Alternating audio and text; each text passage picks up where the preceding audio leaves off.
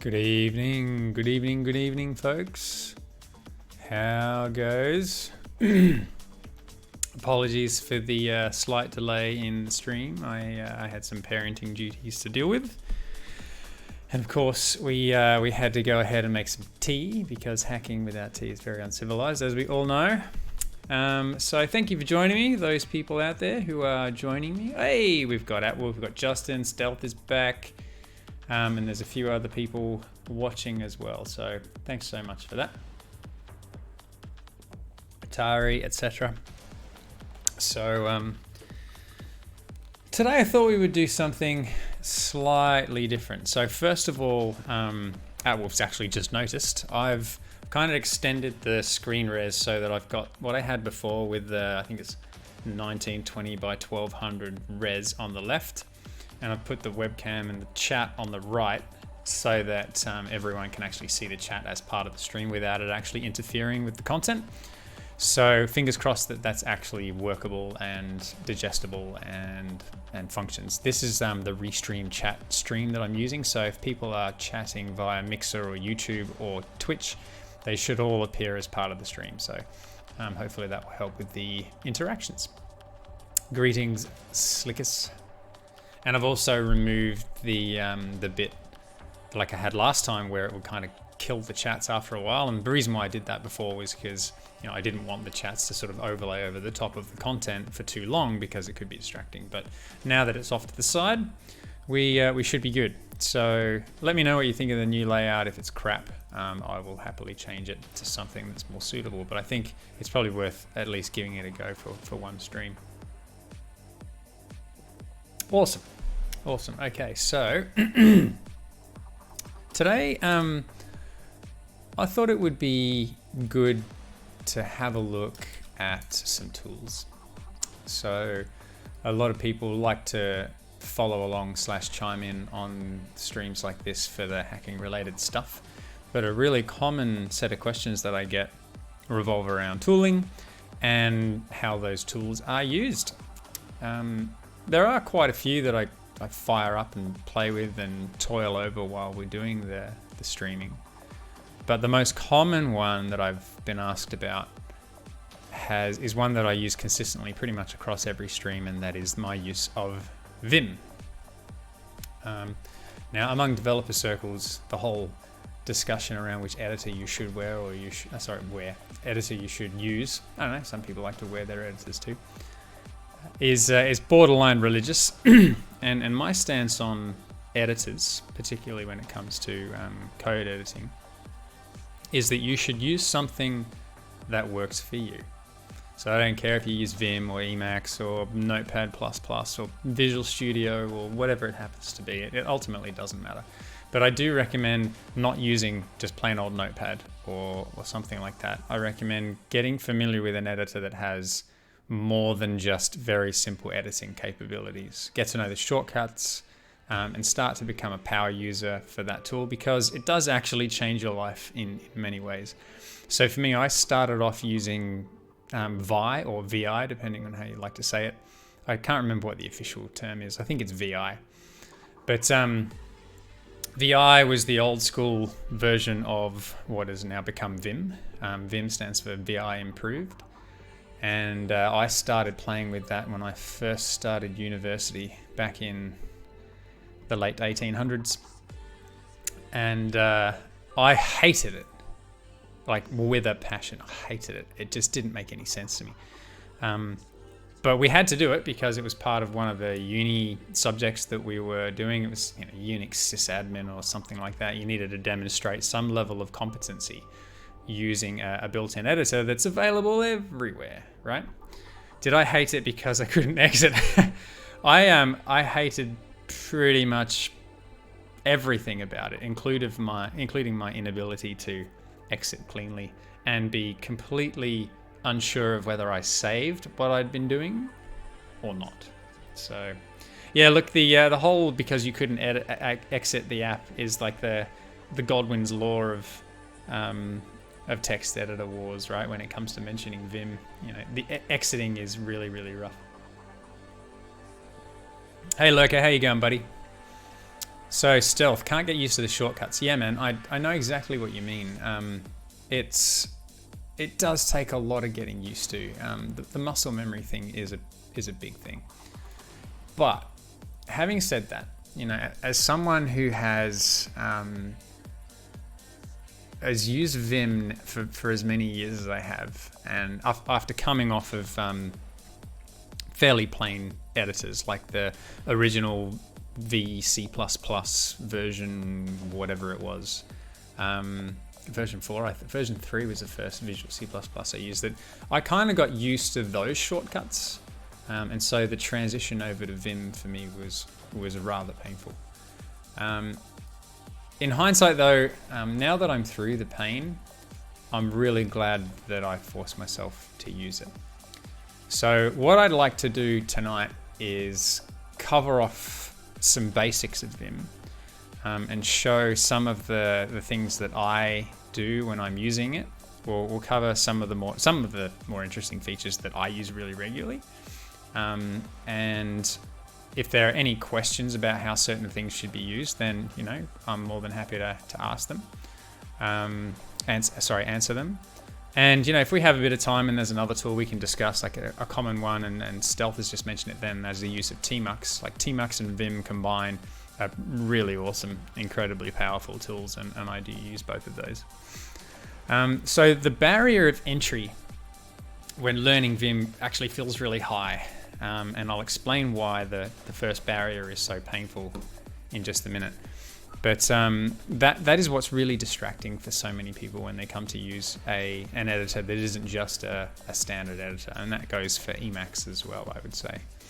So in my opinion, I find editors like Vim and Emacs so much more powerful because the amount of effort that you have to go through, once you've become familiar with it, the amount of effort you have to go through to operate on the text that you're operating on is significantly less, and you end up reaching for the mouse way less. So a lot of the time, you know, you'll see people editing code and they'll be selecting bloody things with their mouse and then copying and moving the cursor somewhere else and then pasting, and all that sort of stuff tends to be really slow and tedious and inaccurate. So for me, my desire to push ahead and do better with Vim came from my need to optimize my workflow a little bit. Now, as someone who spent a lot of time in Visual Studio writing Windows-related C and C++ applications, after I got familiar with the whole sort of Vim workflow, I wanted to experience that in Visual Studio. So these days, I actually use a plugin for Visual Studio. It's called VIMU. You can get that from vimu.com. That is a really, really fantastic tool, and it works not just with Visual Studio, but there are versions that work in Word and Outlook and SQL Manager and a bunch of other Microsoft-specific applications. So, someone wants me to increase my mic volume. Okay, let me see why that would be a problem. Is everyone else noticing that as a problem too, or do I need to just reduce the volume of the music a bit more? Is that part of the problem? Who is that? That's Lazy. Someone called Lazy. Maybe if I just reduced that a little bit more. YouTube is louder than Twitch. I think mic is okay. Volume maybe slightly lower. How about that? I've just changed the music down very, very slightly. Mic's okay, volume might be lower. Give that a go. Tell me what you think of that. If I can do some fine tuning of that. The mic volt's good enough. Sounds good. Music still loud. Good on Twitch, good on Twitch. Yep. Okay. All right. Well, let's push on. I'll make sure that I keep my mouth at least semi. Cool. Okay, there we go. Thanks, Lazy. Semi close to the microphone in an effort to make things nice and loud and clear as far as the mic is concerned. If we do continue to have problems, I'll just reduce the music volume a little bit more. But there is something about having a little bit of a backing track, which I do enjoy. Okay, so where was I? We were talking about why I felt like Vim was more powerful, and how after getting used to that workflow, I now use a tool called VIMU. And I recommend anyone out there who uses Vim to consider getting a copy of VIMU, because it's really, really good. And it's written by a bit of a legend, a guy who used to work as a game developer who wrote, for the old people in the crowd, the original Commandos games. So that guy did some seriously good stuff back in the day, and he's the author of that tool. So not only do I like the tool because it is fantastic and it helps me write my code in Visual Studio, but the dude's got some serious chops and has a good history of building titles that I had a lot of fun with when I was young. So big props to John. He's an awesome guy. All right, so can I get maybe a show of virtual hands? Who uses Vim, who uses something other than Vim, and who doesn't know what Vim is? I've never seen it before or doesn't care. Some of us never had time for games, always working. Well, I used to work in the games industry, so I kind of had the best of both worlds. Vim user. Atari is a Vim user. Slickest reluctantly uses Vim. I think we're going to get a few of those.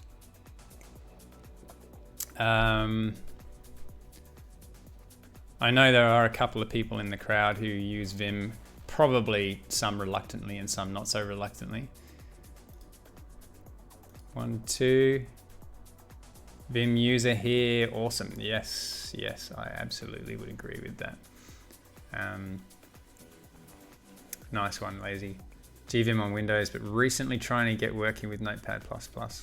Yeah, I don't have a strong desire to move away from Vim. I mean, the flexibility of it is really quite astounding, and there's always sort of new features and plugins and whatnot that not only really enhance the experience, but work cross-platform. So yeah, there's a lot of Vim fans here. Okay, so for the Vim fans out there, I think I might not have a great deal of stuff here that's interesting to you, but hopefully there'll be 1 or 2 snippets that will be useful.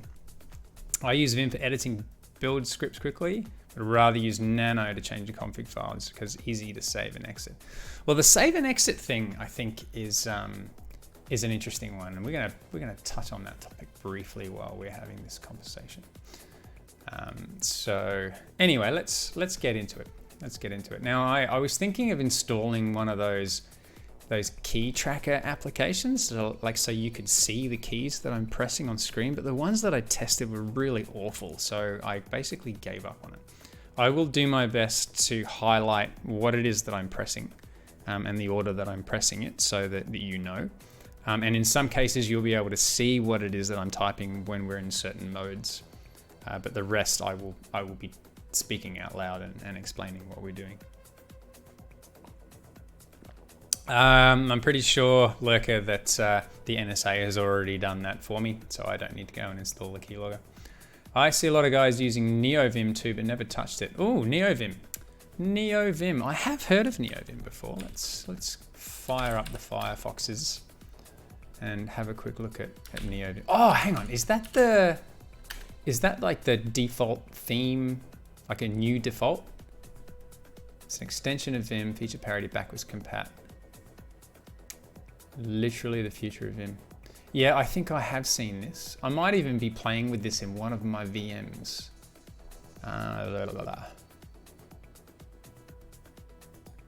Wait up a sec. Oh, actually, you know what? No, I don't think it is the same thing as what I'm talking about. So this is something that I'm not familiar with. So who mentioned that? That was Raphael. Raphael, that's news to me. Maybe we can have a bit of a play with this later on just to see what some of the differences happen to be. But yeah, I mean, the future of Vim, that excites me. So yeah. Well, because I use Windows machine for most of the stuff day to day, I use SSHFS for connecting all the remote machines when doing. Okay, yeah, fair enough. Which distro am I on right now? This is a Fedora 28 machine. Last time I checked it was anyway. So cat, etc. Fedora release. There you go. Fedora 28. I'm a bit of a fan of Fedora. I really enjoy it. So Itchy. So thanks for coming along, dude. The problem with some of the plugins for VS Code and for Visual Studio that are free, like VS Vim, they probably don't support a substantial amount of the Vim features.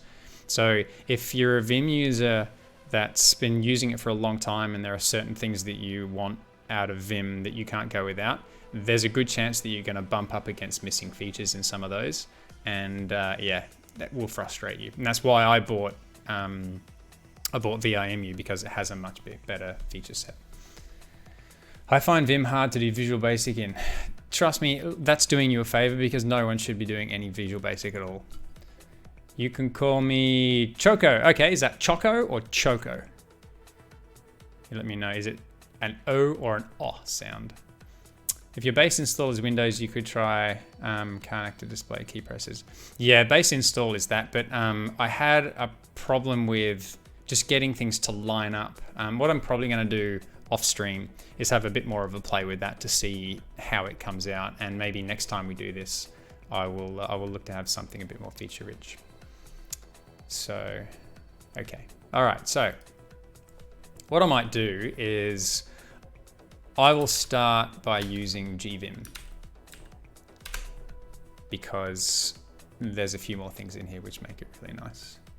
As in chocolate. So Choco, awesome. All right, Choco, thanks, dude. So out of the box, my environment looks a little bit different to what you would get with the default Vim installation, particularly with GVim, which is the graphical Vim. GVim comes with, menu bars and tab support and all of that nonsense. And I don't like or need any of that stuff. So instead I have other features which I make use of, and I use those across all of the platforms that I use Vim on, which is all of the platforms, Linux, Windows, and OS X. By the way, new i3 user, hoping you do one stream about your config. Well, I don't know whether this is true or not. Justin Stephen, who I think is on the stream as a viewer right now, I may have bailed. Yep, it looks like he's gone. He may well have done one on i3 in the past. So I might have to dig that up and share a link with you. But if not, I'm happy to share what my i3 configuration is like. Oh, there he is. I just checked the names of the people in my list, Justin, and your name is not there for some reason. So have you gone into hidden mode or something like that? Okay, so you haven't done an i3. Okay, well maybe you should. Justin is the guy that put me onto i3 in the first place, and I would say that he is a much more seasoned professional with i3 than I am. So yeah, Twitch took a dump. Of course it did. Of course it did. Okay, so for the people who aren't familiar, by default, when you launch Vim, you are not able to start typing words out as you would expect. So if you should be able to hear my keyboard clacking when I type. So this is me hitting the L key, for example. So as you can see, the letter L is not appearing. And the reason for that is because we're not actually in an input mode. We are effectively in, what do they call it? Normal mode? No, the command mode. They call it command mode. So there's like normal mode and input mode and all these other modes. I'm going to focus on just two, and that is command mode and input mode. So command mode means that we're not actually modifying text, we're interacting with the editor in some way to perform a set of commands. I'm in normal mode. Well, it's funny you should say that, because I've actually heard these terms being used kind of around about. But to me, so you got input mode and either command or normal, and there was another one that I heard before. So normal / command mode, it's kind of the same thing in a lot of jargon that I've read, although there is another mode, and then there's input mode. So we're just going to focus on those and not worry about some of the others for now. Yeah, there are a few, oh my god, how the hell do I get out of this modes? And hopefully I won't stumble on some of those along the way, because that is actually pretty funny. Some would argue the how do I get out of this mode is also the how do I exit mode. and I'm going to show you a couple of ways of exiting. Okay, so the power of Vim, in my opinion, comes from the ability to combine modes together to perform actions in an optimal way. We're going to start with the absolute basics. So I'm going to press the letter I. Okay, the letter I, and you'll notice that the cursor is about to change. When I type I, if I actually had focus on my VM, if I type I, you can see straight away up the top here, our cursor has changed. And down here, you can see there's this now, it now says insert. So you know that you're actually in input mode. And now we can start to type. So, oh man, you can see I've got a reflex that makes me press escape when I finish typing. Now you notice when I pressed escape, the cursor went back to the block, and down the bottom here we can see the word normal has returned. So we're back in normal mode.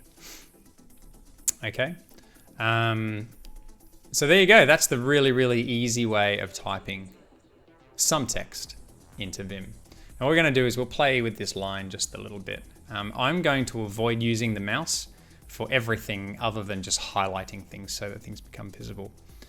So as you can see, when I pressed escape, the cursor went from a bar to a sort of big fat block. And that big fat block is now covering the full stop at the end of the sentence. So if I want to, at this point, go back into input mode, I can press I again, but there's something that's important to note. You see where the cursor is? Cursor is actually between the E and the dot. Now, if I leave input mode again, press escape, you can see the E is highlighted. So if I keep pressing, like going in and out of input mode using I, the cursor kind of slowly moves across the screen, which is kind of confusing, right? So the reason for that is because the letter I, lowercase I, says, while in normal mode, I would like you to go into edit mode and put the cursor before the current block, right? So let's do that again. You'll see I press I and I can continue to type. And that was before the full stop, right? If I want to instead like append text after the current block, I press A, lowercase a for append. Okay, so you'll notice I'm going to do I again is before the E. All right. But if I do it with A, I'm now after the E. Now this is going to sound really, really picky, meticulous, and the level of control that you've got here may seem over the top. But trust me, when you get used to these things, you will be grateful that every single one of these things exists. So A generally means append, and I means insert. Okay, so that's lowercase. I and A means insert before or insert after character. So insert character before or append character after, okay? Now, there is some logic to these commands. If I go back into normal mode, and let's say I've got my cursor somewhere in the middle of the sentence, okay?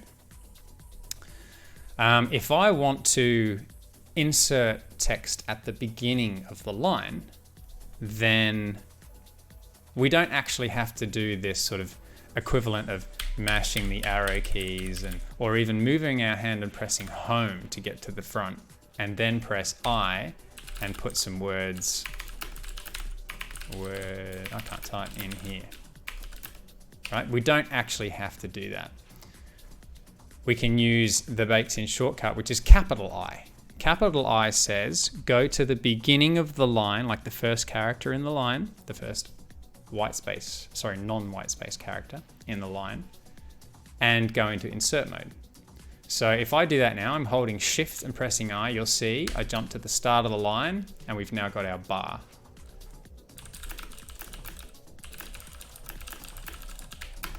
Does that make sense? And the same goes for A. The difference being we go to the end of the line and add some text to the end. So that's I is basically insert before current character. We've got A, which is append after current character. capital I equals insert before first non-white space character on the line, and then capital A equals append after last non-white space at the end of the line.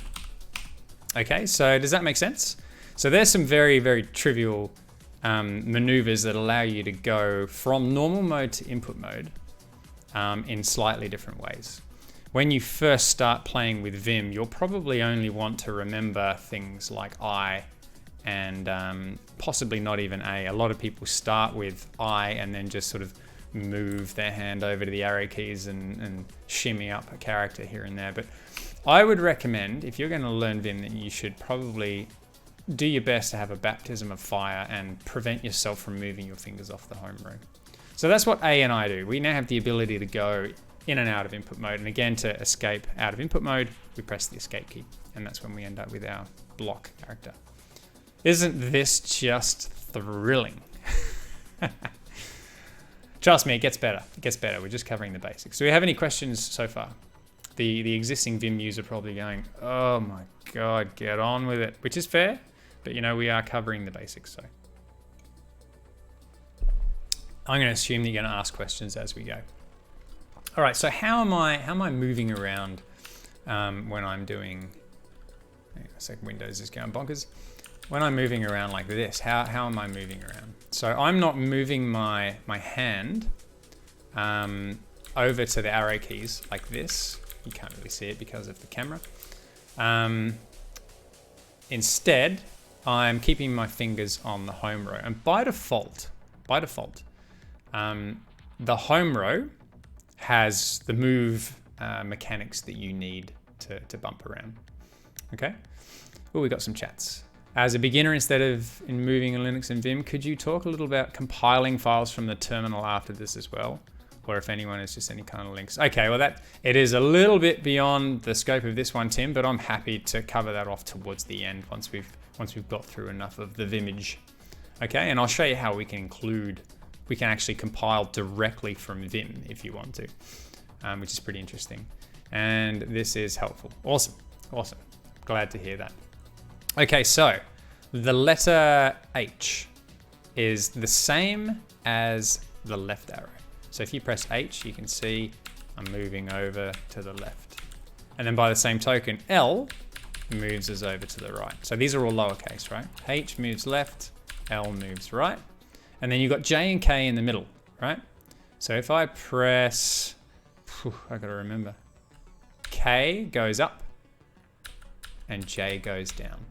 J, K. So you can actually move all over the place without having to take your fingers off the home row, right? And I find that incredibly handy. Instead of just moving your hand off the home row and then having to relocate back to the home row while you're coding is actually annoying. It annoys me greatly. So I'm glad that I don't have to do that anymore. Tim, sorry for the interrupt. You don't have to apologize, mate. That's why we're here. Questions are fantastic and very much encouraged. So please keep them up as you feel the need. Okay. So yeah, as I said, H, J, K, and L are the characters that allow you to move around fairly easily. By the way, can you cover some settings plugins that you're using? Yes, I absolutely will be doing that. Because there are some here that I can't live without. Dude at work swore by one of these when he was beginning Vim. Oh yeah, is that one of those things that you can lay over your keyboard that say these are the Vim shortcuts? I think they're pretty handy, but personally, I think you're much better not having one on your keyboard. Sticking them up directly above your monitor is better because it stops you from looking down. Which is, it's very hard to resist the temptation to look down, particularly if you're not a touch typer. Anything that would force you to keep your head up and focus would be a good thing, but that might be what you're talking about, Itchy. So either way, do whatever's comfortable for you. Oh, you want to see the keyboard? It's probably better than looking at my face for this, isn't it? Hang on, let me just make sure I remove all incriminating evidence from my desktop. I don't think there's anything incriminating here anyway, but I just don't want to OPSEC fail, that's all. Nope, everything's legit, even my copy of the matrix. Okay, T, headset, wedding ring. I think we're good. All right, so I will make sure that I've got this. If I can permanently push it down. Mate, what I might do is wedge something under here so that it stays there. Just give me a sec. Let's see if I can force this to stay pointing.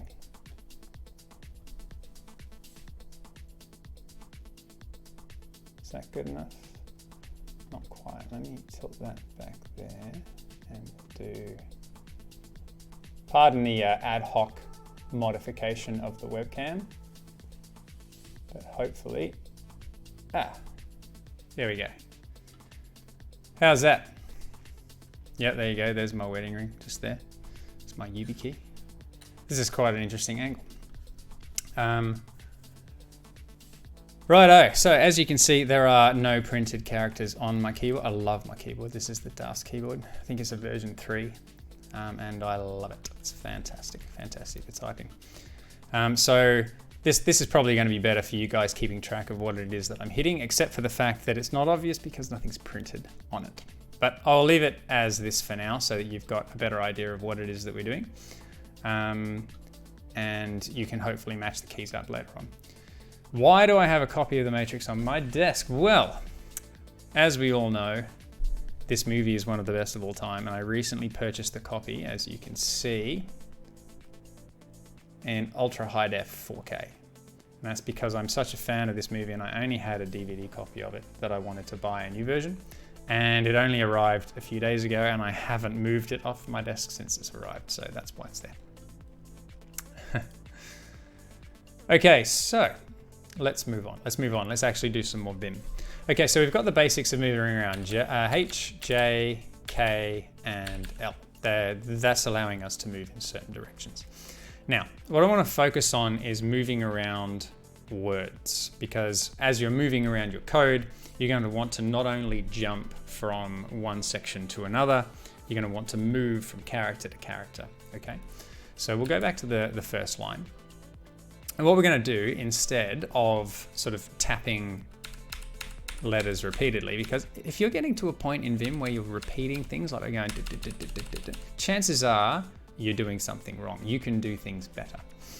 So what we can do is we can actually move forward word by word, right? So if we press the letter W for word, you'll see that it'll jump to the beginning of the next word, right? And B for back does the same thing, but it goes backwards. And you'll notice that it goes to the start of the word as we're going back and forward. So W and B, right? That's how we're moving from word to word to word, okay? It's pretty nifty. Now, one thing you'll notice is as I'm pressing W here and I'm moving from word to word, you'll notice that the next key press stops at the dot, even though it's technically not a word, okay? So the lowercase w keeps punctuation in mind, right? So let's say that we were moving around and we actually didn't care about punctuation. Like if I'm saying I want to go to the word and from here, right? I don't want to have to stop at the dot for an extra press. I can press shift, right? So shift means I'm now no longer lowercase w, I'm uppercase W, and that will ignore punctuation or any other special characters and literally jump based on white space and nothing more. See that? Same goes for B, okay? So B will then also operate the same. So let's go back down here. W equals move forward one word. We have B equals move, actually what we should say, move forward to the start of the next word. That's more accurate. Move back to the start of the previous word. Now actually this last line here that I've got, move back to the start of the previous word. If we're in the middle of a word, like words, and we press B, it will actually go back to the beginning of the current word, okay? But if we are at the beginning of a word, we can jump back by pressing B again. But we'll leave it for now as a move back to the start of the previous word. So what I'm going to do now is just duplicate this, ignoring special characters. Okay? Now, I deliberately used Vim in the way that it should be used just there, just to demonstrate how easy it is to get a message across, as to how powerful this editor can be. So W and B lowercase versions do take into account special characters, whereas the uppercase versions don't. All right? What is this? SkyMesh is joining a large forbidden bird network. Oh dear, that sounds intimidating. Anyway, so we now have the ability to move forward and back words, but you'll notice, like I said, we're operating on the beginning and the end, right? Sorry, the beginning of the words as we move. So W, W, W, O, B, B, B, B. We also have the ability to go to the end of words. So we press E, and that does the same. And Shift E keeps moving in the same direction and ignores special characters, right? The big question I have, and I don't know this off the top of my head, is how do we move to the end of the previous word? I don't remember that off the top of my head. 5 points to the first person who gets it equals move to the end of the word. And capital E, ignoring special characters. Okay, so that gives us the ability to move around. And using those shortcuts alone, we have the ability to move from word to word, etc., without any concern. We can do some pretty easy moving. We don't have to move our hands to the mouse. We don't have to move our hands to arrow keys. You know, we can actually move around the document. But obviously, there's a lot more to it. So what I'm going to do now is just show you how you can actually do other bigger movements around a particular sentence. So let's say we are here, and what I'd like to do is I'd like to move my cursor to the beginning of the current sentence. Now you'll notice that, I mean, in typical English, obviously we start with a capital letter. So the beginning of this sentence is here, okay, this capital A. And there's this full stop. So these are two features that kind of indicate where your sentence starts, right? So what I can do to, GE, yes, GE is the end of previous, thank you. So it's a two-fingered shortcut for that. So GE or G capital E. Yeah, thank you. Thank you, Tim. Thank you, Lurker. There you go. This is why we do streams like this with people involved, because I learn stuff at the same time. I admit that that's one of those ones, one of the shortcuts in Vim that I don't use really ever. And I think that might be why that was paged to disk a long time ago. But yeah, G followed by E or uppercase E will give you the same behavior in the opposite direction. So thank you, Tim. Thank you, Lurker. That's awesome. Okay, so I want to go from where I currently am, and I want to go to the beginning of the word and in the current sentence. So in this particular scenario, what I would do is I would use the F shortcut, which actually means, I think it means forward to a particular character. This is a dual character shortcut. So you press a key and it basically sits there and waits for the next key so that it knows what to do. So when you press the letter F, it's expecting you to type in another character. And what happens is it will take whatever the second character is that you've typed, and it will jump to the first instance of that character. So let's not say we're going backwards, we'll go forwards. Let's go forwards to the start of the next sentence. So I'm gonna type lowercase f, followed by the letter that I wanna jump to. Now you'll notice that if I type, say, FE, it'll go to the end of the word type. And then if I do it again, it'll go to the middle of here. But what I want to do is go to the capital A. So if I type F capital A, you'll see that the cursor has jumped straight across to the capital A. If we do the same with Shift F, Shift kind of implying the opposite direction. If we go Shift F, Shift A, we go to the beginning of the previous sentence, right? So FA or Shift FA, and you can see we're actually able to jump around.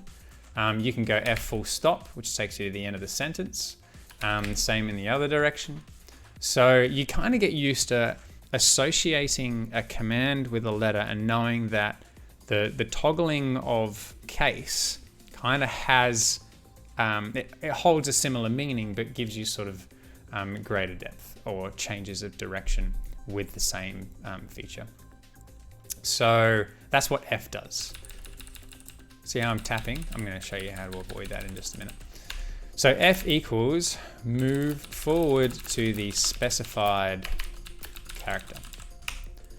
Shift F says move backward to the specified character, okay? Now, here's one thing that's interesting, right? Let's just quickly change that to an A.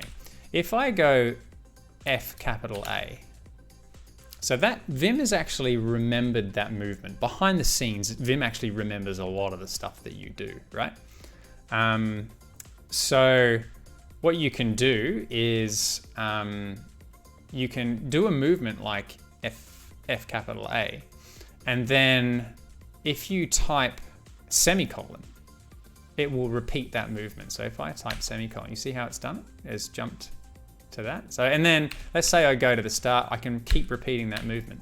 And you'll see that it's doing F capital A, F capital A, F capital A every time I hit the repeat. So that's what the semicolon does for that kind of movement.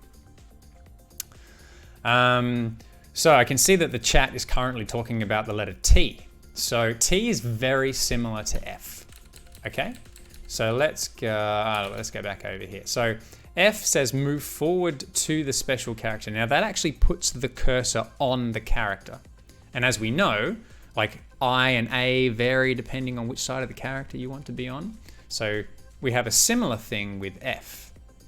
And the other option there is T. So if I go F capital A, the cursor goes onto the A, right? But if I go T capital A, you'll see that it goes up until. So it actually highlights the character immediately before the one that you want to land on. Yeah?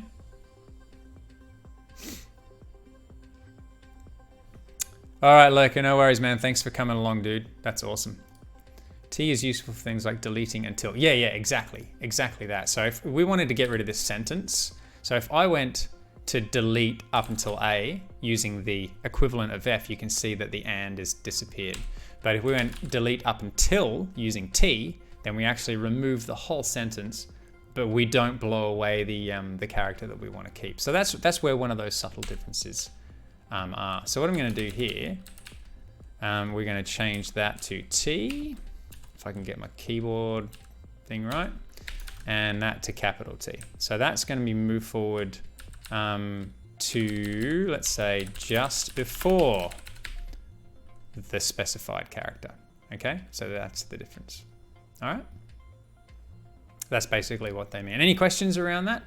So we can see that F and T both move sort of along a line until they bump into a character that you're looking for, and you can repeat those movements. Yeah, so if I go T capital A, I can repeat. Sorry, that was F, not T. If I go T capital A, same story, it will repeat up to, but not including the letter that you've specified. Okay, and that's the same in both directions, right? So that's F capital A. And then if we go T capital A, hang on, T, Shift T, sorry, capital T, capital A, we can repeat those, all right? So that's basically where we're at. Hey, we have a new viewer. Hey, finally caught a stream live. Your streams are brilliant. Thanks. Thank you very much, Nandeo, if that's how you say your name. That's awesome. I really appreciate that kind of commentary. Please fire away if you have any questions, man. We're just playing with some Vim at the moment. I'm trying to get people familiar with some of the basic movements and how they can edit things. Now, up until now, what we've been doing is we've been highlighting how you can move around a document and then sort of go in and out of input and normal modes. And that's all well and good. It's kind of a key tenet to Vim, but the power of Vim comes from combining these things together, from Vim remembering the kind of things that you're doing and allowing you to repeat them, and allowing you to sort of construct your own macros that repeat functionality in really interesting ways. So now what we're going to do is we're going to look at a couple of different ways to get into input mode. Okay, so, or I should say edit text. That's probably a better example. So let's say what I wanted to do was, see how I've got my cursor over the word and? What I want to do is delete the word and. Okay. Now, there are lots of ways to do this. The typical method is to grab the mouse, select the word, and press delete. Now, we're not going to do that because we're not using the mouse. Okay. What we want to be able to do is tell Vim, you know what, the word that I'm currently in, I want you to delete it. Okay. So, as you can see, it's that simple. So what I did here is I typed in the letter D. So D means delete. You can see my little command character down here, actually on the bottom right of the screen. So you can see delete, and it's waiting for the next part of that command. Okay. When you're done with the list, please screenshot it and upload on Twitter. So D says delete. Okay. And from here, we can say what it is that we want deleted. Whoops. There you go, that's the danger of Vim. So if we type D, we can basically say, we can perform a movement, right? A movement for the current cursor. We can say, I want to delete up to a character, or I want to delete to the end of the word. So if I typed D followed by lowercase e, you notice how the N and the D disappeared. So let me just put this in here. D equals delete. And I'm going to put a dot, dot, dot, like an ellipses to say that there's more to it. So if we combine D for delete with E, move to the end of the word, we're basically saying, right, go into delete mode in some way, and then whatever movement I make from here, I want you to remove. Okay? So D and E, oops, from here, if I go DE, you can see it's deleted those two characters, and we are still in normal mode. We haven't moved into input mode at this point, right? Now, if we went D capital E, would it be any different? No, because there's no special characters in here. But if there was, for example, a character there like full stop, and we went DE, it would only delete up until the full stop, whereas capital E would include the full stop, okay? So these rules here, they're pretty much exactly the same. It's just that when you're in delete mode, it will delete everything that the cursor moves over. I hope that makes sense. Okay, now that delete thing applies in so many ways. So we can say, for example, DW says delete word. Now you remember when we type W, we actually go to the beginning of the next word, right? So DW will delete everything from the current location up to the start of the next word. Right? That's what that means. So we've combined D for delete and W. Now, if we do the same with Shift W, it'll do exactly the same thing, but it will ignore the special characters. Right? So you can see how moving around in a delete mode does the same thing. So what I did before, I thought, well, what I want to do is delete the current sentence. Okay? Now there's two ways that I could do this. I could say from my current cursor here at this capital A, I want to go into delete mode and then move to the next capital A and delete everything from there. So how would we do that? I could type D followed by lowercase t, saying I want to delete up to, but not including the next character that I specify, followed by an uppercase A. So D, T, capital A. And that's deleted everything from the current location all the way to the next capital A. You can do the same thing like with the next character and go DF capital A. That's purely because this sentence starts with the same letter.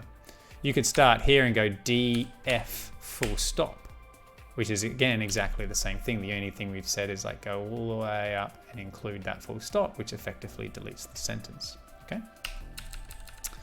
Now what I did before when I had the cursor in the middle of the word, I used a sort of meta movement that isn't necessarily mapping with all of these things we've got listed on the left, but it does actually make sense.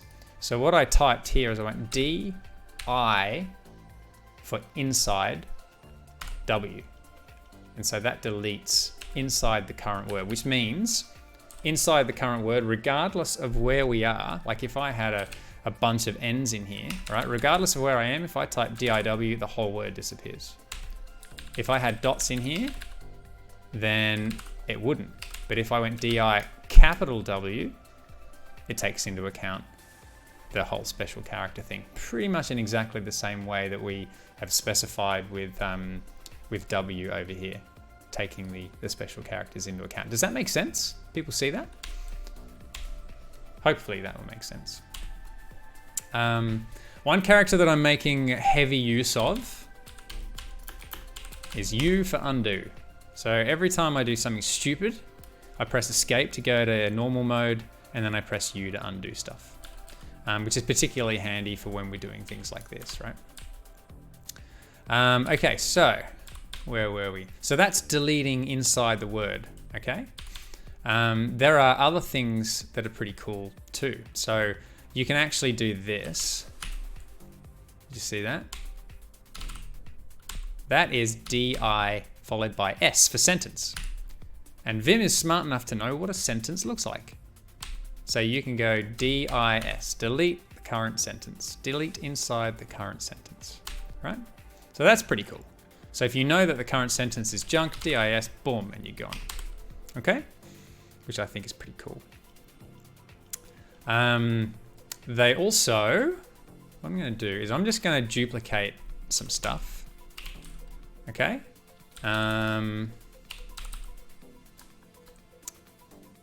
I actually want this all to be of the same paragraph, so let's just do that. Actually, let's do that. So now we have one thing that looks like a fairly chunky paragraph. And so what we can do, like I said, we can type DIS to delete a sentence. We can actually, I think it's, see that? Remove everything. DIP, delete in paragraph. That deletes all of the things in the current paragraph. And to prove that that works, let's go to somewhere in the middle of the paragraph, DIP, and you can see it's gone. Right? So Vim knows that stuff that's separated by new lines is effectively a paragraph, so that you can delete an entire paragraph of crap, which I do in my blog post writing all the time because I write a lot of crap. All right? So as part of delete, what I'm going to do is probably, put something in here. So, S equals sentence. I don't know why I duplicated that. P equals paragraph. Okay. I should probably also put I equals inside. Okay. Which buttons do I press? Fix my code. Peleus, nothing can fix your code. Just so you know. I think you should switch your computer off and go home. I don't mean it. Also, g'day, mate. Thanks for coming along.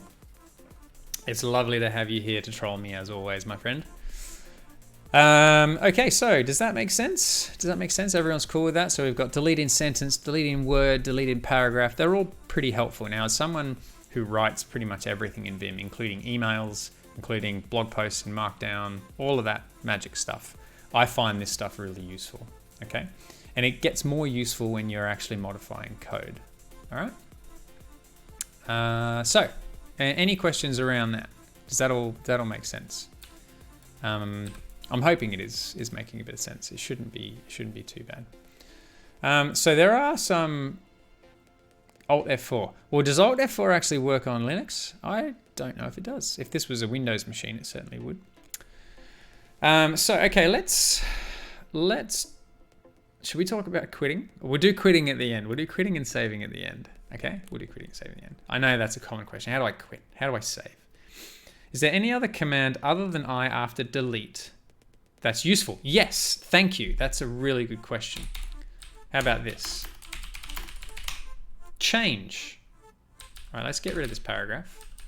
Let me just get rid of some of this noise. Let's go from here back to where we were, okay? Now,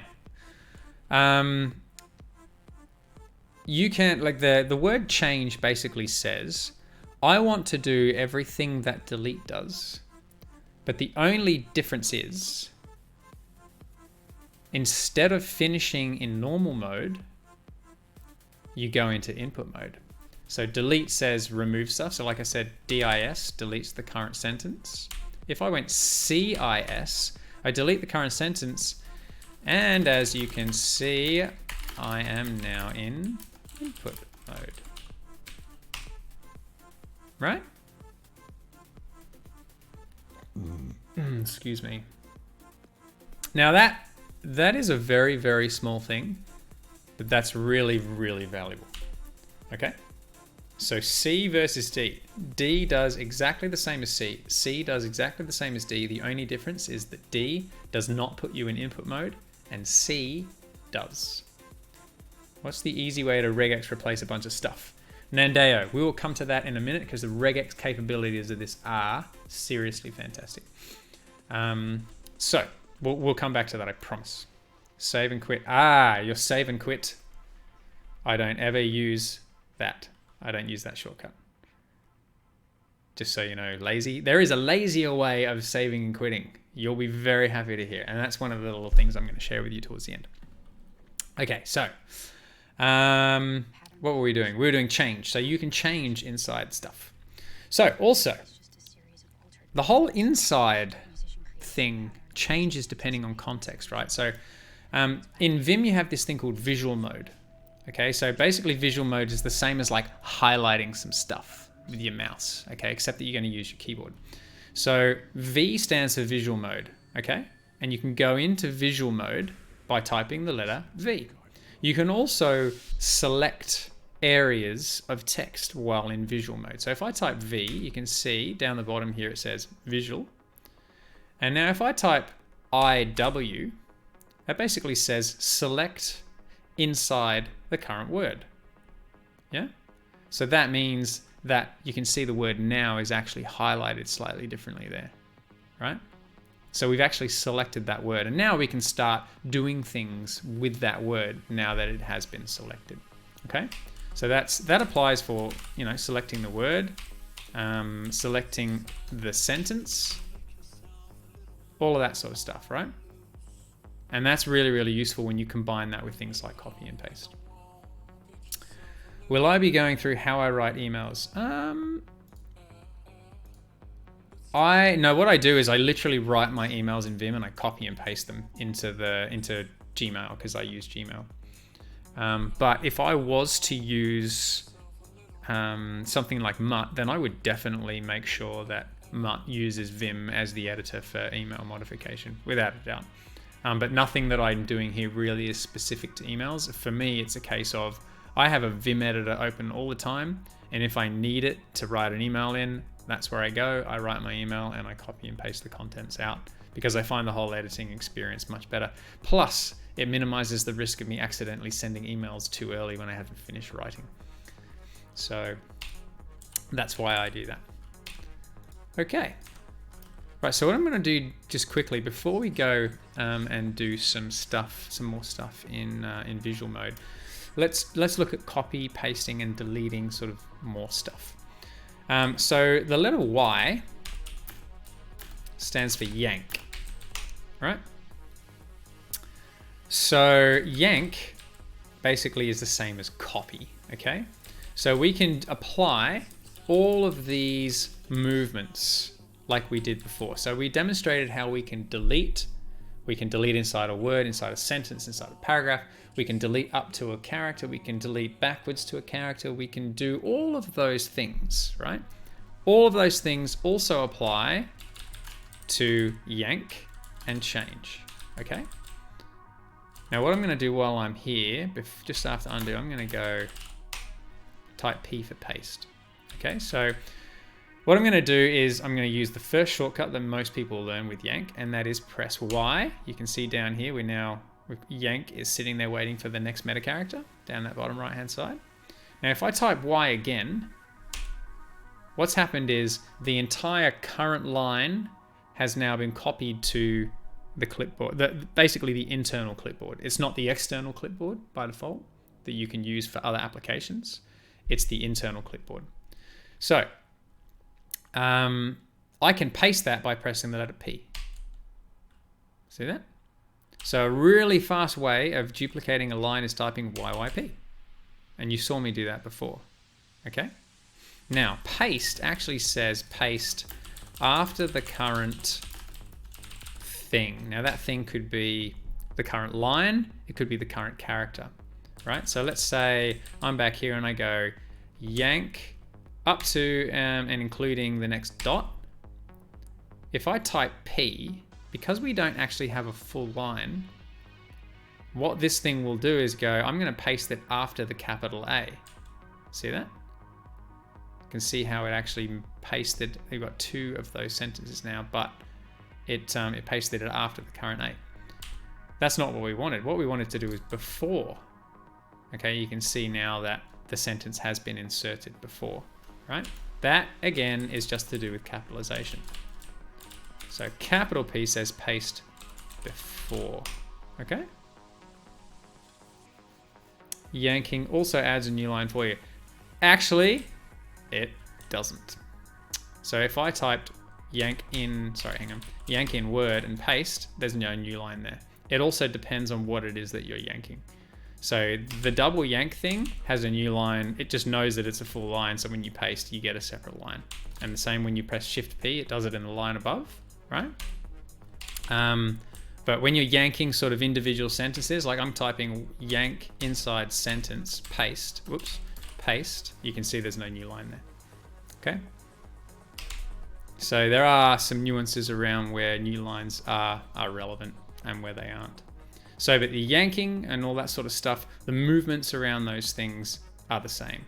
So when you're in visual mode, for example, let's say we want to go select the sentence, just to see to make sure that we have everything highlighted that we want, we can press Y now, and whatever's currently selected will be yanked.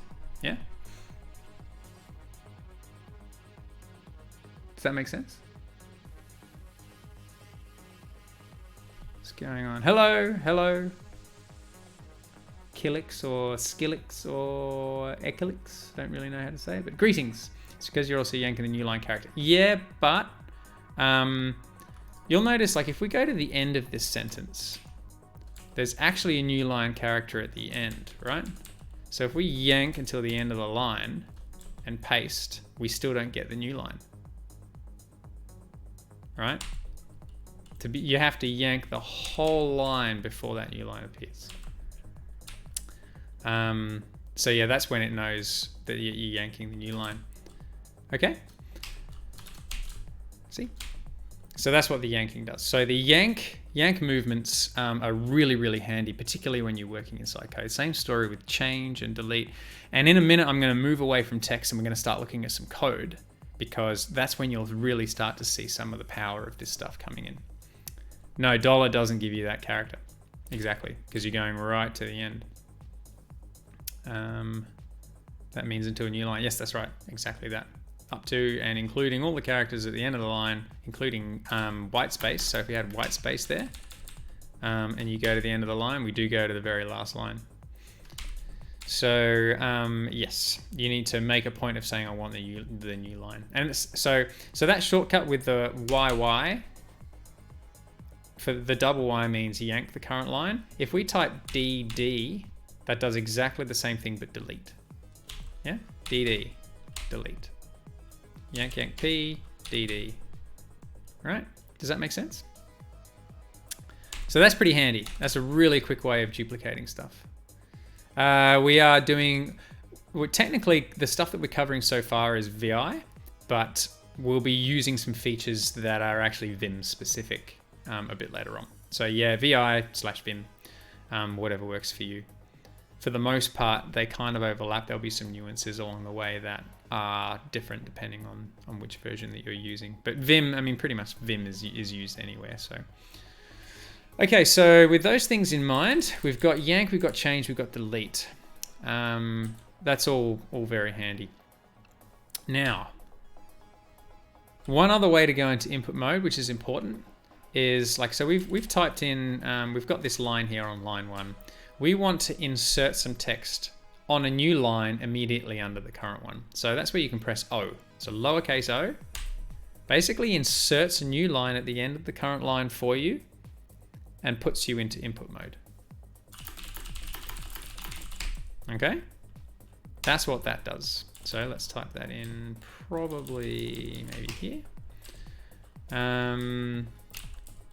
O equals insert a new line at the end of the current line and move into input mode. All right, so let's do that again. Lowercase o, boom. Okay. Uppercase O does the same thing, but it's above the current line. Above. Okay. So same thing. Basically, instead of inserting a new line, oops. Insert a line at the start of the current line and move into input mode in the previous line. So you can understand what I'm saying. Basically, you'll insert a line above, you'll insert a line below, and the input cursor will be on the line that you've just inserted. That's basically what that means. Hopefully that makes sense. Please sing out if it doesn't. Or if you have some other nugget of gold around insertion of lines, that would be super handy. But that in essence is what O, lowercase and uppercase do. Insert lines above and below. All right, so with those movements all combined, like you think about it, we have the ability to move in and around sentences and words. We can add new lines, we can delete, we can copy, we can paste, we can select things in visual mode. Like it's pretty cool. That is actually a really rich feature set. And like I said, I haven't had to move my fingers off the home row except for, you know, the W's and the P's. And my hands still sit firmly here. I'm not moving over to home and delete, and I'm not using the arrow keys. I'm not touching the mouse. None of that is kicking in. If you mention it, but you've got move to next and previous sentence. Right, that's right, you do. And what are they, Pelias? What are those shortcuts? How do you move to the next sentence? I'll give you a bit of time to answer that. / hey? Is that right? And what's the previous? Is it? Yeah. So it's not, it's basically the parentheses. So you can move back and forward in parens. That moves you around the sentences. I thought you put a slash. They're definitely parentheses, they're not brackets. Just so you know. Oh, sorry, I'm misleading what you're saying. No brackets. Yeah, I get it. So yeah, so we press open parentheses and it moves backwards. We put closed parentheses and we move forwards. Yeah, that's how you move across the beginning of sentences. Thank you, Pelias. I hadn't actually put that in, and that's certainly very useful. So thank you. I know I'm being a smartass, but I do appreciate your input. Thank you. Okay, so that's how you move around sentences. What else can we show? Okay, let's just quickly create a paragraph, and I'm going to create a couple of paragraphs. Okay, so let's pretend that this is a bunch of text, and what we want to do is move sort of between the paragraphs in a similar vein to the brackets allowing you to move, excuse me, allowing you to move around sentences. You can use curly braces to move across paragraphs. See that? So that's what the curly braces do. Let's quickly document those. We'll put them towards the end.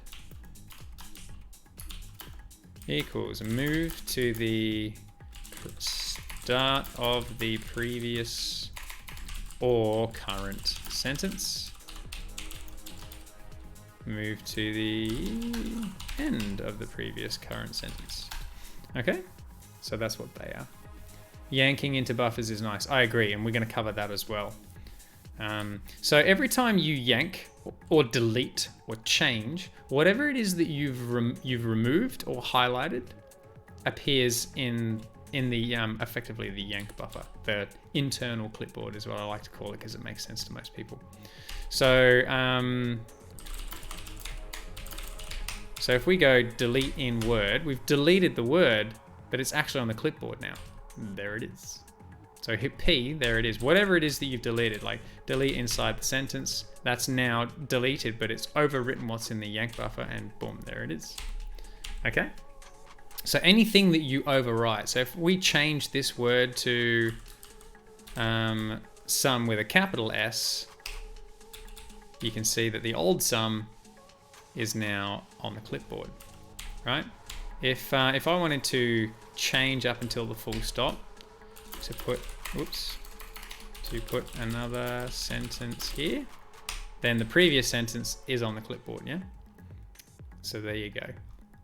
That's pretty cool. So anything you overwrite goes into the sort of default yank buffer / internal clipboard, which I think is very, very handy. So that covers off quite a bit of movement. One thing that I would really like to highlight at this point, though, is things like repetition and the ability to chain sort of commands together. And this is where remembering all of the nuances of how you can manipulate your text and choosing the most appropriate commands will allow you to not only do something really, really quickly, but allow you to repeat that command so that from there you can just sort of hit a key and off it goes. Choco, to be honest with you, looking at OJ typing, just realized I need to learn how to properly type. Yeah, man, I tell you what, I didn't learn to touch type until like the start of university. I was inspired by someone who I saw type and just thought, sheesh, I didn't realize that it was possible to type that fast. I really want to learn to do that myself. So off I went and I learned. And so that's what inspired me. And, you know, when I finally got to the point where I could type at a reasonable pace, I thought to myself, wow, why didn't I do that before? Should have done that a long time ago. All right, so here's a very, very simple thing to bear in mind. When you go into input mode, or let's say when you modify text in any way, Vim remembers what you did. It basically remembers the sequence of characters that you tapped in order to make that change, right? So this is a short but impressive sentence. Okay, so let's pretend all I wanted to do was add like agreed to that sentence. What I did was I pressed Shift A to append, and then I typed, and then I pressed escape. So what Vim has remembered is the movement that I took and the modification that I made. And that is now bound to the repeat key. The repeat key is full stop. So if I type full stop while in normal mode, what I just did gets repeated. Every time I press it, it does the same thing again and again and again, which is actually pretty handy. So let's say that I was doing some exploit writing and I say, you know what I want? I want 16 A's to punch into a buffer, okay? So instead of going like this and losing count, right? We can go, right, so I'm gonna append the letter A to the current line. And then I'm gonna repeat that 15 times. So I could type bit, but I'm not gonna do that. Another beautiful thing about Vim is that you can prefix a command with a number and it will do it that many times. So if I type 15 dot, it repeats the last thing 15 times. Does that make sense? So if, say, for example, I move forward a word, 1, 2, each time I press W, I'm moving forward a word. If I want to move forward 3 words, I type 3W or 6W. And you'll see how it goes, oh, you want me to repeat that command that many times? Exactly the same principle there, right? So you can delete inside 3 sentences, I think. No, you can't delete inside a number of sentences. You can't do that. Ignore that I said that. But you can say delete up to and including the 3rd full stop. Assuming I did that right. 3t dot. There we go. So that deletes, I went di, delete di 3t dot. Now to make that clear, I should probably say, if I type in 3t dot, you'll see how it skipped 1, 2, and moved to the third dot, or just before the third dot, right? So if I go delete up to 3t dot, then whatever that motion was, it deletes all of it, like we said before. So you can bake repetition into anything that you're doing, right? So, and this currently has nothing to do with macros. You wait until you see the shit that you can do with macros. Like, it's pretty cool. So you can think to yourself, you know, I need to do that 3 times. So instead of pressing ... you can press 3 ... and you've reduced the amount of key presses by 1, which is pretty cool. No, we haven't done that yet, but I will do that in just a minute, Justin. We will do the go to the beginning end of lines. So I've demonstrated how you can go to the beginning of the line for input mode and things like that. We'll get to that other one in just a minute. But for repetition, like that repetition thing is incredibly powerful. I'm going to demonstrate why.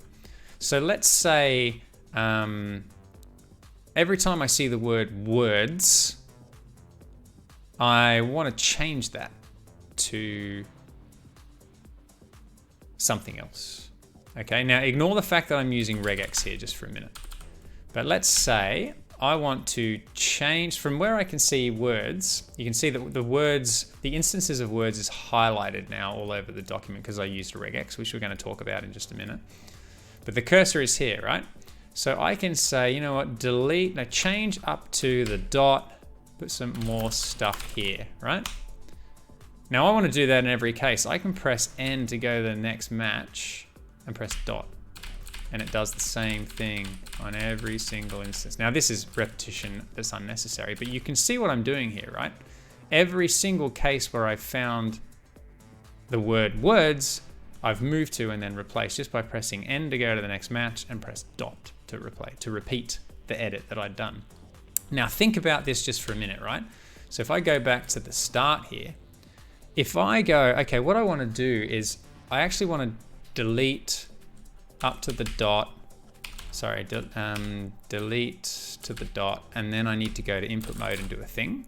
If I go now to the next match and press dot, you'll see that like none of the deleting happened.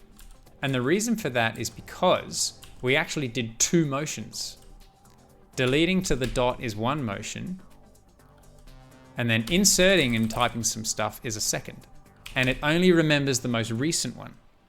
So this is why you have to think to yourself, I actually want to do change to the end of the word instead of delete followed by an insert, because that whole thing then gets remembered rather than only the last action.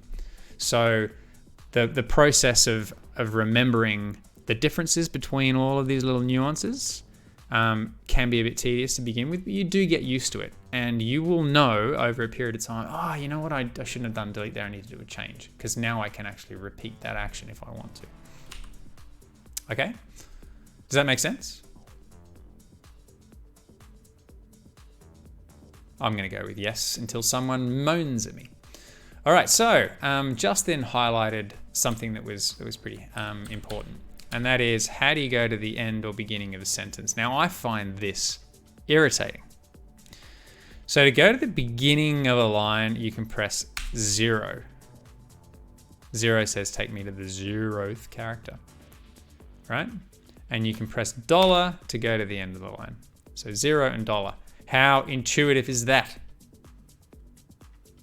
Yeah, very intuitive. 0 and $, 0 and $. Okay? One thing to note though, is if you've got spaces at the beginning, you can press 0 and it will go to the beginning of the line, right? But you know how we were talking about insert before? If I press Shift-I, see how it's the beginning of the first word, it ignores the white space. Okay? Does that make sense? So, If you use caret, like Justin said, that takes you to the start of the word, not the start of the line. Does that make sense? I hope it does. So there is a nuance there, okay? 0 will take you basically to column 0, and the caret will take you to the beginning of the first word / whatever it happens to be. Basically, that will behave the same as in input mode. Yeah? Hopefully that's useful. Oh, it looks like Justin just learned something. Is that right? Did you just learn something, Justin? Oh, it's so good when I taught Justin something, a thing, anything. Doesn't matter what it is. TIL, woohoo! Fantastic, learnings are a win. Start and the end of the file. Okay, so for me, like to go to the start of a file, you type GG. Good game, folks. GG, beginning of the file. And to go to the end of the file, you type capital G. GG, capital G. Okay, so that's how you go. Good game, easy. Exactly. GG, capital G is what I use to move to the beginning and end of a file. So a common way of selecting everything in a document, GG, capital V, capital G. Capital V puts you into visual block mode. So let's pretend we've just got a few lines. Go here. So let's say we go into visual mode. You can see when I type V, I can actually move around with the cursors and select a subset of text based on where I started my selection. If I go in Shift V instead of lowercase v, you'll see I'm gone into block mode. So regardless of where my selection is, the entire line has been selected. So if you type GG, capital V, capital G, you go to the start of the document, go into visual block selection mode, and go to the end, you're effectively selecting everything. And then you can press Y and you've yanked the entire contents of your buffer into the yank buffer. It could also be 5 bajillion J, but that's basically it. Yeah, GG, VG, Y, that selects everything. All right, GG, VG, D, all gone. D for delete. So yeah, that's the kind of thing. So you can see how you can really start to chain these things together. They're their own things that kind of interleave and rely on each other in some way. But at the end of the day, you know, it's pretty much up to you how you combine this stuff into something useful. Security fix truncate file. Yeah, exactly that. All right, so there's a couple of other things I want to show you now, which I love about this editor. Let's pretend that we want to insert some text at the start of every one of these lines. Let's pretend we're in Markdown. We're writing some Markdown. In fact, set file type equal, I got to type properly, equals MD. So I'm saying that this is a Markdown file now. So behind the scenes, syntax highlighting will give us a thing. So let's pretend that this is a title. Well, as we know in Markdown, a title, hang on a sec, I think I've done something wrong. Set file type. Did I? I think I might have, there you go, Markdown. So you can see Vim is smart enough to realize that that's a title because I put the hash in front of it. There's also the ability to underline stuff, and you'll see that it actually knows that that is a title. You can do the same with single underlines as well. So anyway, I'll show you what those cute little macros are in just a minute. But what I want to be able to do is I want to be able to insert a star at the start of each one of these lines, right? So what we can do is we can say, right, let's go to the line that we want to do it on, and we type Shift-I star space escape. Then what we could do is go for each of these lines and just hit repeat. And that might actually be really quick. There's better ways to do it. So instead of doing that all in one, what we can actually do, instead of doing the repeat, is we can go into visual block mode and select all of the lines we want. Now I could type J a few times to go to the bottom, but as we know, we can go to the bottom of the paragraph using curly braces, and we can select all of those. Now we can duck into something called, I think this might even be command mode. So I press colon, you'll notice down the bottom here, we've got this little command mode and it's ignore the noise at the start, just pretend it's gone into command mode. And I can type the word normal, which says pretend to go into normal mode for a minute, and then insert at the start a star followed by a space. So you can see that there. For this current visual block, go into normal mode briefly, insert, just pretend like we're actually telling Vim to type the capital letter I followed by a star and a space. And when we hit enter, you can see that all of the lines that we had selected now has that. Does that make sense? We can actually do exactly the same with an append, right? So normal, we can go you, and it does it for each and every one, right? So that's pretty cool. There is another way. So if you, instead of typing like Shift V, you press Control V, you now kind of go into a visual block column style mode. So have a look at this. See how the selection is actually like a column? Yeah? See that? So let's, actually what I'll do is to make this a little bit more obvious, let me just pull these out. God damn it. I'll come to the indentation in just a minute, okay?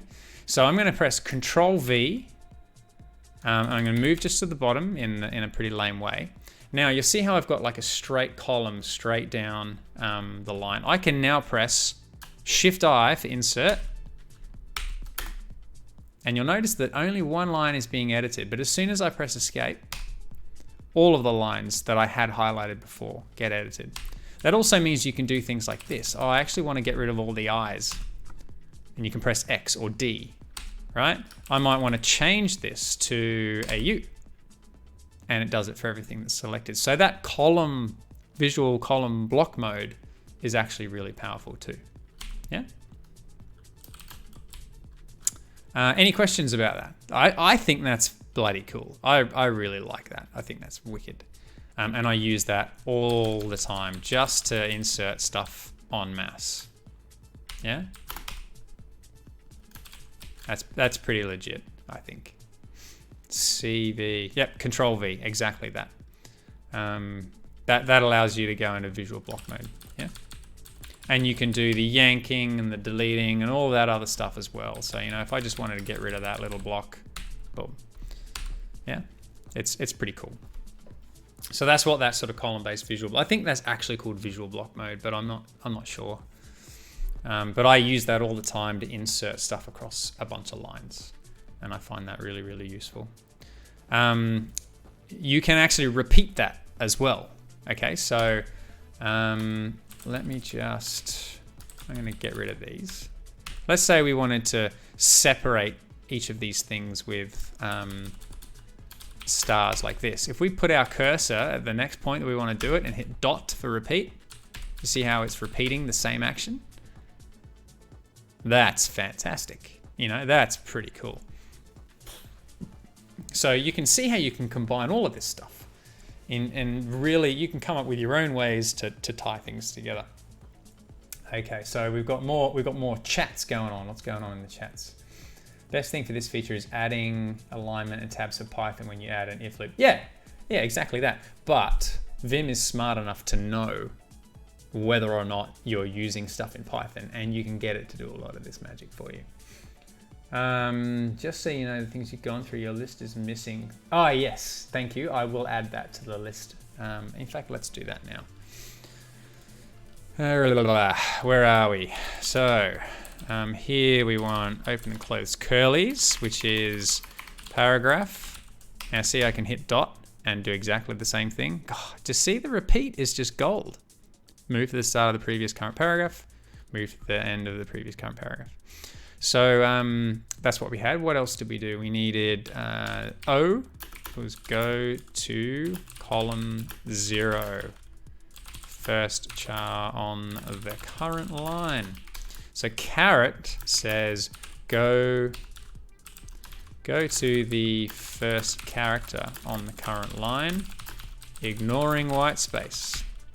Yeah? What else do we have? GG equals good game. and go to the start of the document. G equals go to the end of the document. Yeah? G, V, and Control V. Okay, so capital V equals, I can't remember what it's called, but it's, actually we should say, go into visual mode. Go into visual, I'll call it line mode, so it selects based on line, and Control V, go into visual block mode, columns, so to speak, so it's like a little square.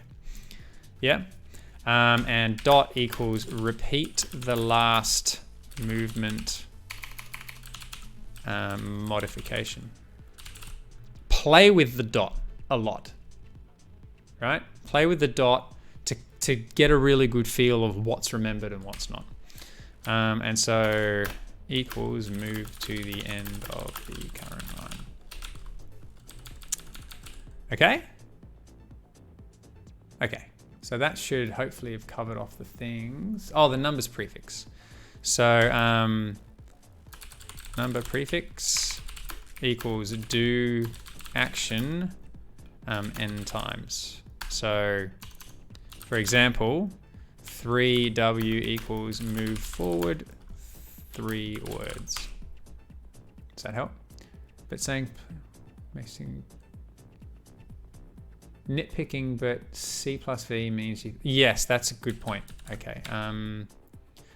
The thing is, like, the syntax that you'll see in things like Vim files, Vimrc files, has this capital C in there. But for the sake of this stream, let's do that. Yeah. Okay, so here's a couple of things that we need to also show, and this is to do with text substitution.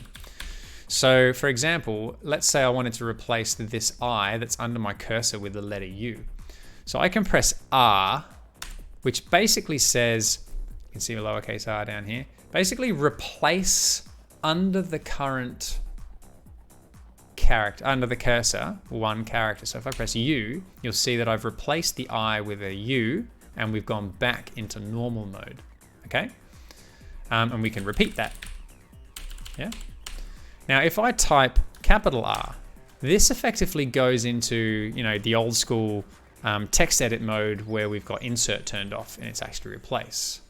So let's cut blah, blah, blah. You'll see it's overwriting, yeah? And you can repeat that too. Does that make sense? So R says replace, and capital R says basically replace and over the top of until we leave input mode. We have a similar thing called S. So S says substitute whatever's currently selected. So here we could type S and it'll delete the I and go into input mode. And we can type in here, yeah? If we type capital S, what happens? Is it the whole line? No. Capital S says, yeah, the whole line. Basically delete the whole line and start again, right? So let's quickly document that. S equals change, remove current selection, for example, which is usually just a single character, go into input mode. Capital S, delete current line and go into input mode, right? So if I typed capital S, you'll see it's all gone, right? What was the other thing that we did? We did S, oh, we did R, isn't it? R equals replace current char. R says go into replace mode. Nitpicking. Also, normally you see something like hat V, but given you have, yeah, exactly. So I'll show you a Vimrc in a minute, and you'll see that key mappings that have like Control V require like capital C dash something in order for it to make sense. So hopefully that has some meaning. and some use. So what else have we got? We've gone through repeating. Oh, changing of case. That's pretty cool. So everyone knows the tilde character, yeah? This character here, the little wiggly line character that's just next to the backtick or above the backtick. I love how for capital I just said louder. That's me moving my head. Sorry about that. So the tilde character says toggle case and move the cursor along. So for example, let's pretend I had caps lock enabled and I typed hello, and I was like, oh, bugger, that's really crap. I did that wrong. You can go back to the beginning of the word and press tilde repeatedly, and you'll see that it basically just moves along and toggles the case of the character, which is pretty cool, right? And that's what I've been doing like down here. So when I type that, I press tilde to toggle the case, and then I can start talking about the character that goes with the meaning that goes with it. So that's what the tilde character does, but there's other ways of doing that as well. So let's say we've got HELLO like this. Actually, we'll make it a bit bigger. Okay, so as you can see, like the casing here is messed up. So we can select the whole line by pressing Shift V, and we can toggle the case of the whole line, which would make the most sense if we had this hello. So if we went there and toggle the case, you can see they've all switched. And you can repeat that by pressing dot, yeah? So that's how you toggle the case. Now bear in mind, it toggles the case of all of the things, right? So if I do that here, see that? It's just toggling all the case of all of the words. Now what happens if what you want to do is you actually want to force everything to uppercase or lowercase? You can select the stuff that you want, and you can type G capital U, and that will force everything to uppercase, right? You can type GU and it'll all go to lowercase. So a common way of changing all of the case to a correct case in a sentence is to just go V to select the sentence, GU followed by tilde. So I do that to sort of force a reset of case across the sentence, and then go through and make sure that proper nouns are capitalized. Okay, so that's how you can toggle case. So there's GU says force everything lowercase, G capital U force everything to uppercase, and tilde toggle the case. Right, simple as that. Hopefully that's useful. So tilde equals toggle case of the current character and move across one character. Yeah? GU equals force lowercase and whoops, force. So I'm going to go CTC to get rid of the word lower and just type upper because I want to keep case. Does that make sense? You can see how I'm using the feature of Vim there to stop myself from typing unnecessarily. So that's GU and GU. There's another thing that I was using before. Let's just get rid of this nonsense.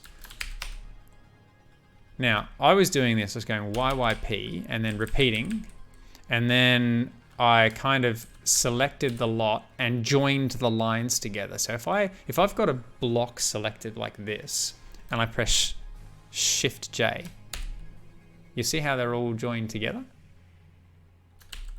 See that? Oop. My selections. So Shift J, they joined all together. If I go, is it GJ? No, G capital J. G capital J.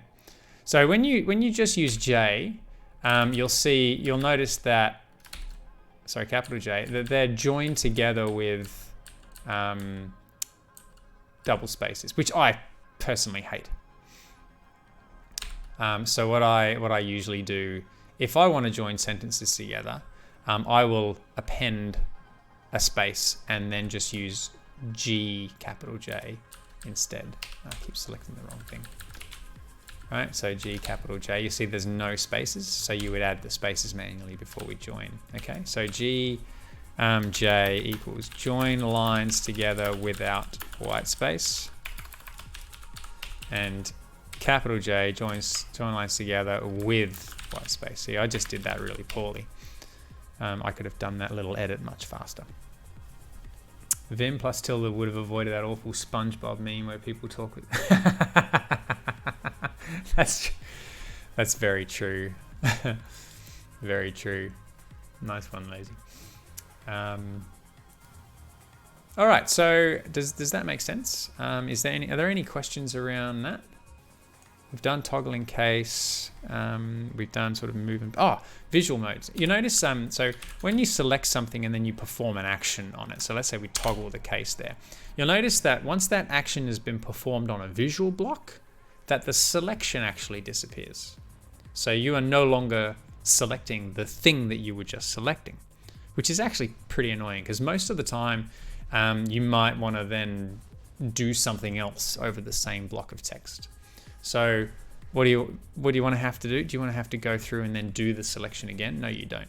So to basically reselect the stuff that was selected, you type GV. It's going to make a liar of me now. GV. God damn it.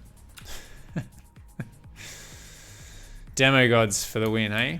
Okay, so let's toggle that. What have I done wrong?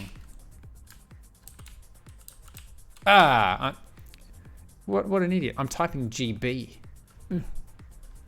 What an idiot. Okay, so GV reselects the thing that was selected prior to.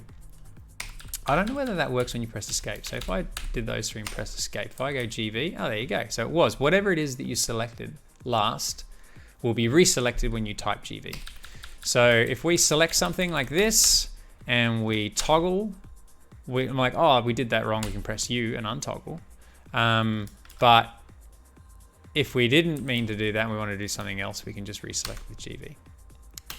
Which reminds me, I've just done something that I should have mentioned before that. By default, okay, so undo is a really common operation. Redo is not so common. By default, the mapping for redo is control followed by lowercase r. So as I said, if I select this stuff and toggle, I can press undo with the lowercase u, control r is redo.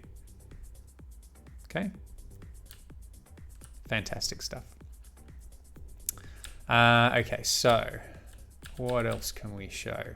We're going to talk in a minute about regular expressions because they're really, really powerful, and I love them. I've loved them for a long time. But regular expressions are write only. They're not readable, at least to most people. So what I'm going to show you now is a feature that I think particularly for coders is really, really handy. And that is the ability to modify numbers in meaningful ways. Okay, so I'm going to write 1, 2, 3, and I'm going to write hex 1, 2, 3. Okay, so there are two numbers. We obviously know the difference. One's decimal and one is not. Now, with our cursor over the top of a number, if we press Control A, see how it's incrementing? That's pretty cool, hey?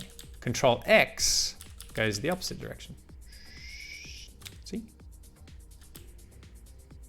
That's really handy, and I will show you why that's handy, particularly when combined with macros a little bit later on, right? So you can increment the number. Yeah. How do you like them apples? That is wicked. What's better is that Vim's smart enough to know about hex. See how that's gone into A, B, C, D, E, F? Boom, look at that. In both directions. So Vim will and can increment and decrement numbers for you by you just pressing Control A and Control X. So that is cool. Now let me show you why this is useful. Let's say we decide to go 99 bottles of beer on the wall, 99 bottles of beer. Take one down, pass it around, 98 bottles of beer on the wall. All right. Let's pretend that you wanted to type this out completely. We don't want to do that, right? Now I'm going to give you a little bit of an introduction to macros while demonstrating the power of this thing. So Vim has a macro recording capability, and it allows you to do things like this. So I'm just going to quickly record a macro, and I'm going to say what I want to do is yank the current line and paste. And then I want to decrement the current number, move across, decrement, move across, decrement. You see how it's gone from 98, 99 to 98, 98, and now it's down to 97. And I'm going to save that macro now. And now if I repeat the macro, you see how it's actually recorded the decrementing, right? Now if we combine that with repeat a macro a certain number of times, you can see it's basically typing everything out for me. I should have used cups of tea.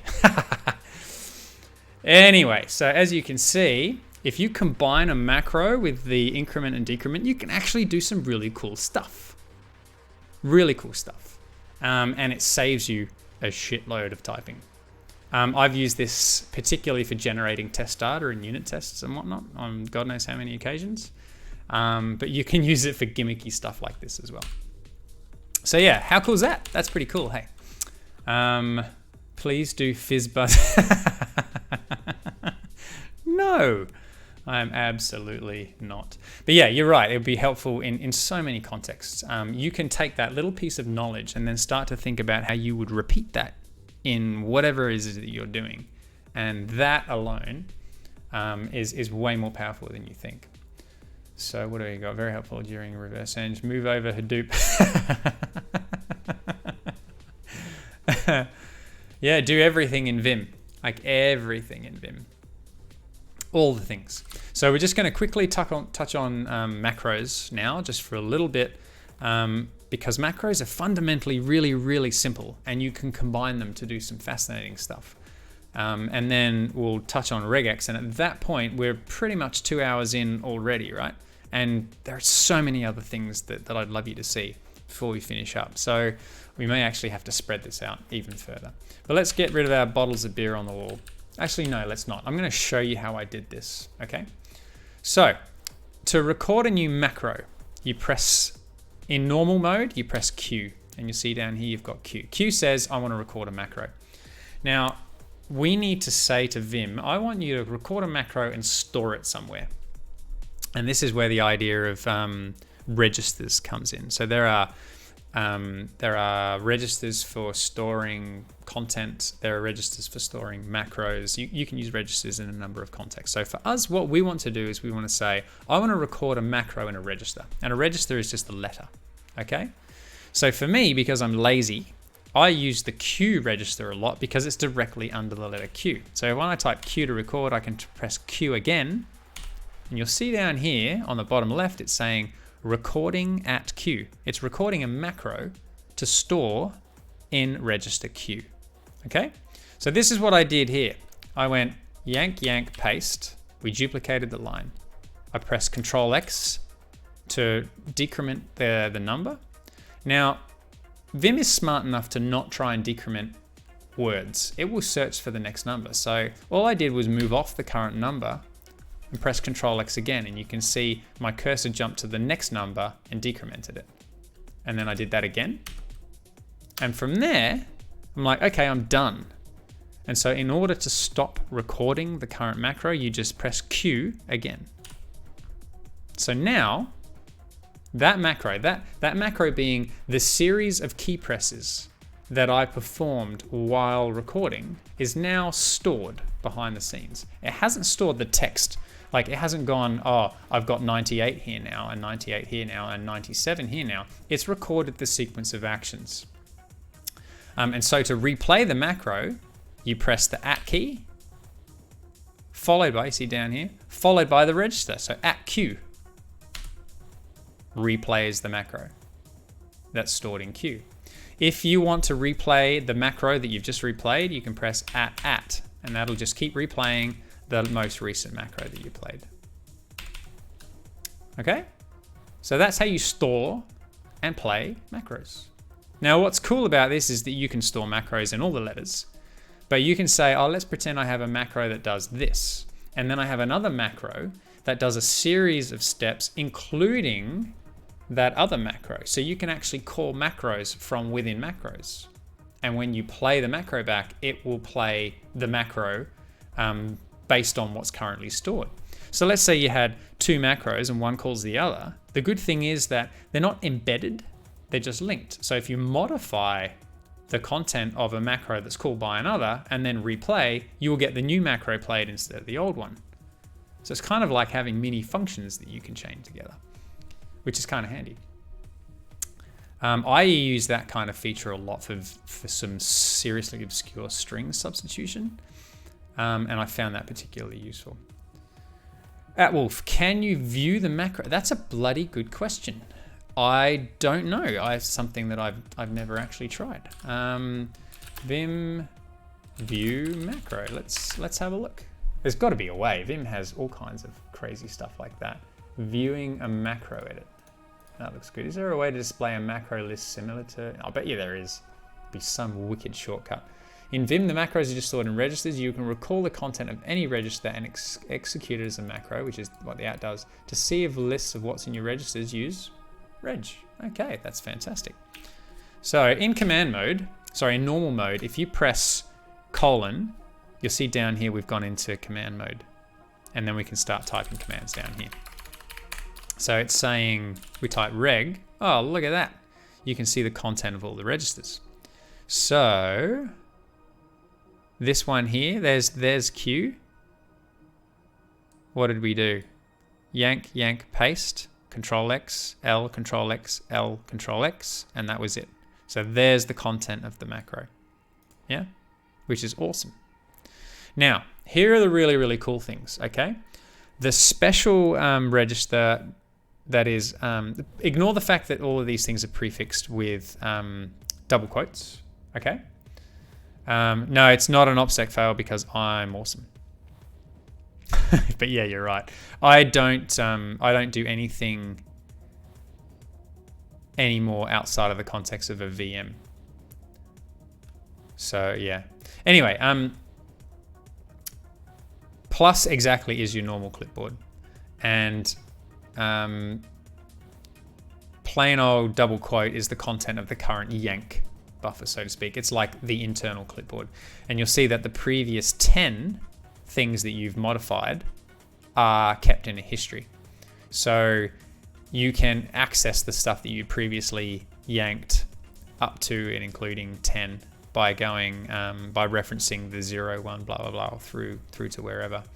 I'm not quite sure what all of these things are. I knew that plus was the global clipboard, and dot is like repeat command, but I'm not sure what these other ones are. There's a register for what appears to be what's it called? Regex. Anyway, so that's cool. So you can see what the content of your registers are by typing reg. I've just learned something, which is fantastic. Good question, Wolf. Thanks for that. Okay, so going back to Vim being a real pain in the ass to add a list, Control A, Control Q. Yes, sorry, to add to the list. Thank you, Tim. Thank you for that. Okay, so CTRL plus A equals increment the number under, sorry, I should say the next number. Next or current, yeah? And then decrement the next current number. It's control plus X, yeah? Yes, you can save your macros, but I would recommend not doing that. Instead of saving your macros, you would use something else called a leader and bind your leader to things that you want to persist across session, edit sessions. But we'll, depending on time, we'll try and get to the use of the leader key. I don't know whether we'll get there or not, because we've covered a lot of stuff and it has all been Vim. I'm surprised that I still have as many people viewing this as started, because I thought people would get sick of seeing Vim. Plus, I want to quickly show you some cool stuff in code. Okay, so q equals record. So record a macro in reg. Q again to stop recording. Yeah. At reg equals replay macro in reg. At equals replay most recently played macro. Now be careful with at because if you had macro A calling macro B, when you go at, it will actually call B because behind the scenes B was the most recently played macro. So yeah. Feel free to not answer this on stream since it's totally unrelated to topics covered in Vim so far, but can you cover dealing with ANSI escape characters? Oh yeah, that is a cluster. I think we'll do that on another stream, or maybe I'll write a blog or something about it. But yeah, that's messy, Peleus, for sure. Hey Sin's back. Hey dude, how you going? Thanks very much for showing your face again, mate. So glad I made it at the tail end of this. Thanks for streaming. Thanks, Randall. I appreciate you coming along. Very much appreciated. I'm very grateful for anyone who comes along and listens to me rambling. Can you paste the register with your macro? Pattern recognition. Yeah, you probably could. Hey, whoops. That would be. Oops, sorry, wrong key press. QP. Yeah, there you go. You can. How cool is that? Okay, so to reference a different register. As I said, when you modify some text, so let's say I delete inside this paragraph, okay, and then type reg, you can see that in this special register here, all the stuff that we've modified exists. Yeah. And when you hit P, that's where it's pasting from. You can actually delete or yank directly into a register. So for example, if I wanted to delete the content of this whole paragraph into a register, you prefix it with the register. So you prefix it with double quote followed by the register name. So have a look down the bottom right, you'll see double quote here. Okay, I'm going to use T. Double quote T says, do the following thing using the T register. And then I'm going to go DIP. Right, and then we look in reg, you can see that T contains what we've just deleted. Yeah? Now, in order to paste, we just do exactly the same thing. We go quote, look down here for the quote, T, and now we want to paste. So we paste from the T register, and you can see that that's where that's stored. And you can do that kind of stuff in macros as well. So if you know you're yanking, deleting, removing, and you rely on stuff to be in particular registers during macro execution, you can do that. Yeah. Does that make sense? So that's how you reference certain registers. So, and there are a couple of magic registers as well. So let's say this Stack Overflow thing, I've got that on the clipboard, right? This was alluded to earlier on by, who was it? I'm not going to scroll back through, but yeah, someone has already mentioned this, but we'll highlight it. So if I type reg now, you can see plus. The plus register is the clipboard, the global clipboard. So, oops. If I want to paste from the clipboard, I've got to specify the clipboard register, quote plus, and then hit P, and whatever was on the global clipboard comes in. Hey, Parody. Good to see you, dude. How's things with you, mate? Hope all is well. Thank you for chiming in. We're just going to the tail end of mucking with registers. They're basically just areas of Vim-related memory with a tag that you can reference in quite a few interesting ways. So, Tim, have I missed something? I have, haven't I? I need to put in here equals reference reg when performing action. Okay, so that basically, if we're reading from like what would be the typical clipboard register, replace it with whatever the regs. If we're writing to, replace it with that register. It is a DAS keyboard, my friend. It is a wonderful. I love this keyboard. This is actually, I've got two of these. One of them's brown, one of them's blue, as in the switches. So I had the quieter one that I used to take with me when I went on site with certain gigs, and I had the noisy one at home. And now that I work pretty much 100% of the time from home, I have both. But what I do is I use one and I clean the other one. So the other one at the moment is currently clean and sitting somewhere, I think, in my cupboard. And when this one gets a little bit too dirty for my liking, I swap them over, and then I clean this one while I'm using the other one. So yeah. Yes, a note of reg, thank you, yes. View the content of all registers.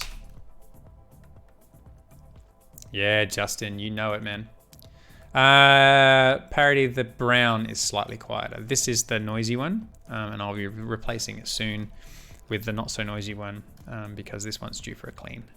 So I love to keep track of. I like to keep a clean keyboard. I don't like filthy keyboards. You got to look after them. These are fantastic bits of kit, and very, very definitely worth looking after, putting the effort in. Okay, so what is left that I can show you? Ah, yes, regex. Regex. I think I'm probably going to go and modify an actual code file before I continue, because I think to be able to demonstrate stuff adequately from here, doing something in code is probably going to be more useful. What do we got here? Caleb, Vim idea I got now. Find a macro online, copy it to your clipboard, and run the macro from the plus register. Yeah, how cool is that? How is that? Mr. 64-bit, hello, sir. How you going? Good to see you, mate. Good to see you. Seems like we've got more people coming online. Is the US waking up? Maybe that's what it is. East coast of the US finally waking up. Hard to know for sure. Okay, so where are we? Where are we at? Code. We need some code. So just bear with me for a minute.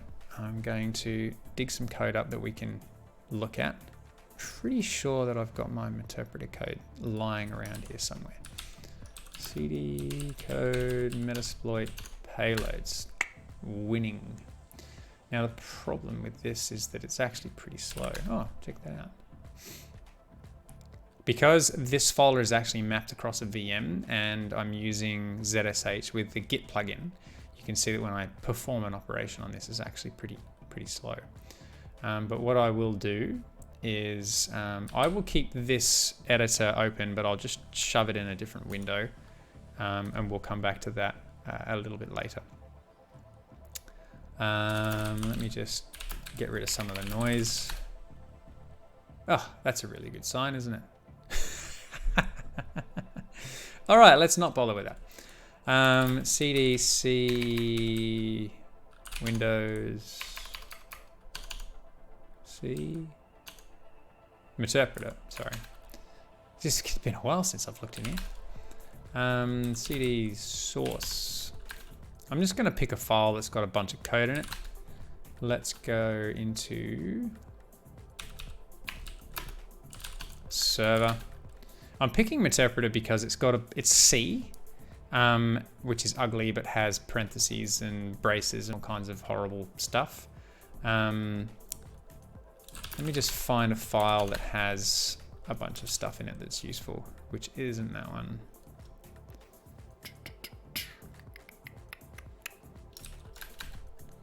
Seem to have killed something with that cat. See how slow this is because of this this VM. Let's go.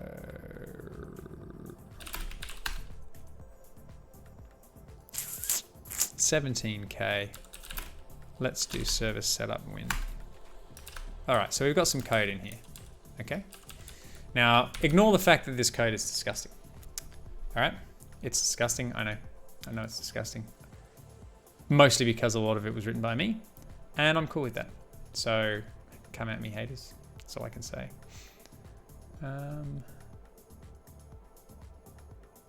Someone's posting naughty stuff to the chat and it's been held back.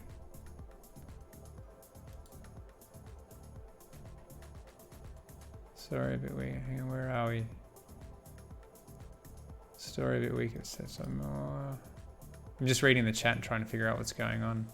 Add permitted term. Ah, yeah, okay. OJ, can you share your Vimrc? Yeah, man, I'm going to run through that. I'm going to run through my Vimrc and talk about a couple of things in that as well. But what I want to show you is some of the movement commands and a bit of regex while we're in here. Okay, so let's find a block of code that looks fucking terrible. Okay, so you know how we spoke earlier about movements and being able to move around sentences? Well, Vim is actually really, really switched on when it comes to code. So for example, so inside parentheses here, let's say that we wanted to completely change this function signature. So we've got this create transport, and inside create transport, it takes 1, 2, 3 parameters. Let's pretend that we wanted to change the number of parameters that come in. So like we had before, we can delete inside stuff. So because this is inside parentheses, we can actually go delete di, see down the bottom here, di, and hit either one of the parentheses, and you'll see that it's gone, which is fantastic, right? So those languages that have function signatures that make use of parentheses, which is a significant number, you can delete your arguments just like that, okay, which is very cool. Now remember, the difference between D and C is that deleting keeps you in normal mode and C puts you in input mode. So if I wanted to just rewrite these parameters, I'd go CI parentheses, and then I would start typing what the new parameters are. Okay. Now what I love about Vim is that Vim knows that coders do this kind of thing a lot. So instead of having to hold down Shift and go up to one of the parentheses, it's actually bound a shortcut to the lowercase letter b. So if we went dib, you can see that it has been removed. Yeah. CIB is exactly the same as choosing parentheses manually, but it's way quicker and it's really close to your finger. So you have one less key press and your finger doesn't have to move as far away. Yeah. DIB. Yeah. Now, what happens if you want to not only delete what's inside, so everything here, but you wanted to delete the parentheses as well? Yeah, you can do that. So instead of dib, delete inside parens, you go dab equals delete outside parens. Or I should say it's not really outside, it's around parens. Can't type. So dib, everything but everything that's inside. dab, everything that's inside as well as the parentheses. Yeah. So that's how that stuff works. There's a very cool Vim plugin, Vim Expand Region. Oh, I've seen that one. You can expand your selection in either direction. Yeah, inside parentheses. I haven't used that, but I think you're right. So for those people who are looking to play with this a little bit, you should definitely look at that plugin, although you don't really need to. So that's what you can do. Now, what about the body? Body of functions. These curly parentheses, curly braces, are actually treated exactly the same, right? So like we had delete inside delete inside parentheses, you can delete inside braces. And so the whole body of the function disappears. VI inside curly braces, you're selecting everything inside the function, which I love, right? I use this a lot because I go, you know what, I've written something terrible, boom, it's gone. What I also love is that because this is so common, you can also use the Vim shortcut of capital B. So lowercase b is parentheses, capital B is braces. So DI capital B, look at that, CI capital B.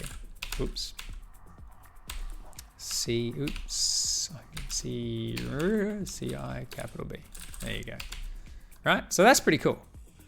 For people who are operating inside code blocks, this kind of stuff is magic.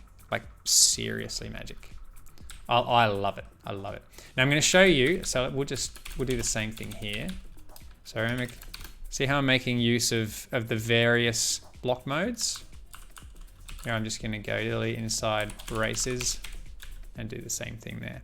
So I'm using a combination of different features of Vim and choosing the feature that I want to use based on however many times that I want to do it. So one thing I did with block mode and toggling the case, and then I just did another thing with repetition. Tim, yes, I was actually going to talk about indentation right now, strangely enough. Right now. So that's what those things are, okay? Now, let's say that you write some crappy function called foo, and it has no parameters. Oops, I can't type to save my life, can I?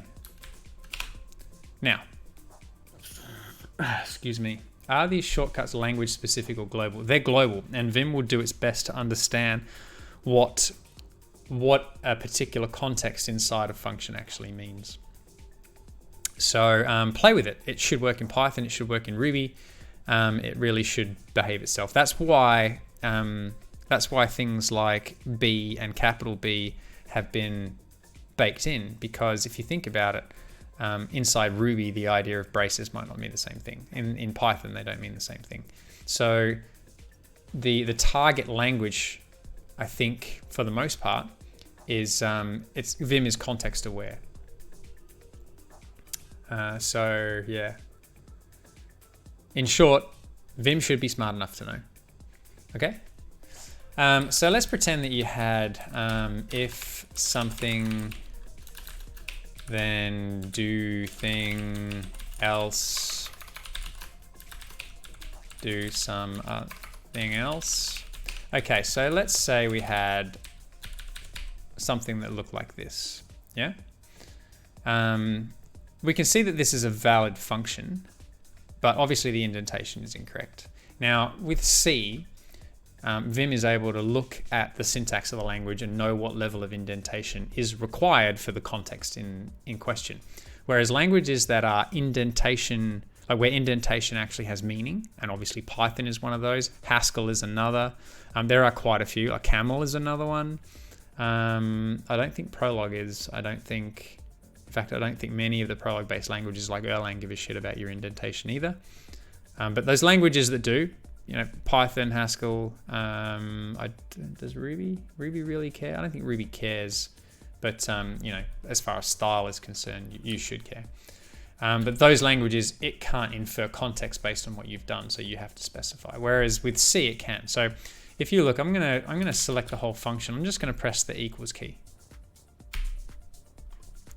And just by pressing equals, you can see that Vim has gone, okay, I'm going to go and indent based on what I think the indentation should be with the current rule set and whatever language it is that I think is present. So did you see that? So I just selected the text that I wanted to have indented, and I pressed equals. Yeah, which is cool. You can force indentation. Okay, so tabs and spaces vary depending on the file and what your settings happen to be. Okay, so for me, I use spaces because I hate tabs. That's a religious argument right there. So I have it set so that for this language in this editor, 2 spaces map to 1 tab, and it will insert spaces. So that's my current working preference. You can configure Vim to behave completely different for you. Okay. If you want to force the indentation of something, so on a current line, if you just want to go in by 1 tab, you don't actually have to go insert mode and tab and escape. You can use chevrons. So like greater than or less than sign. So if you want to indent by 1, and then this way equals, I don't know, is outdent a word? or maybe indent by -1. I don't know, one of the two. So this is basically what I mean. And then you can repeat it. So what I tend to do, if I'm indenting a block of code, I might do this, select and then indent, and then just repeat to go as far as I like, right?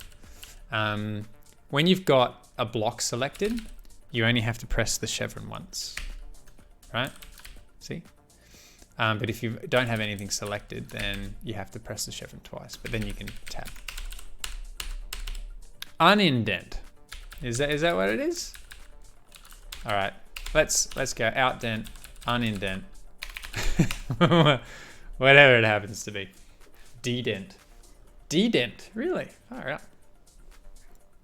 Anyway, go the other way. Let's go with that. So that's how you can do indentation. And that, if you use indentation in that manner, then it will apply the settings that are specific to the language and environment that you've got configured. Does that make sense? If I'm editing other people's code and they have a different tab stop width than mine, will Vim follow their pattern or mine? It will follow yours. Choco, it will follow your rules based on what your current setting is. But a lot of people will sort of store Vim related configuration files in a central repository and share those so that everyone's standards are the same. What you can do is you can tell Vim to render your tabs as spaces but still store them as tabs. So there's all kinds of other stuff. Ashish, how are you selecting the function? So I am selecting the function in this particular case. You see where I've got my cursor. I am typing VI capital B. Yeah.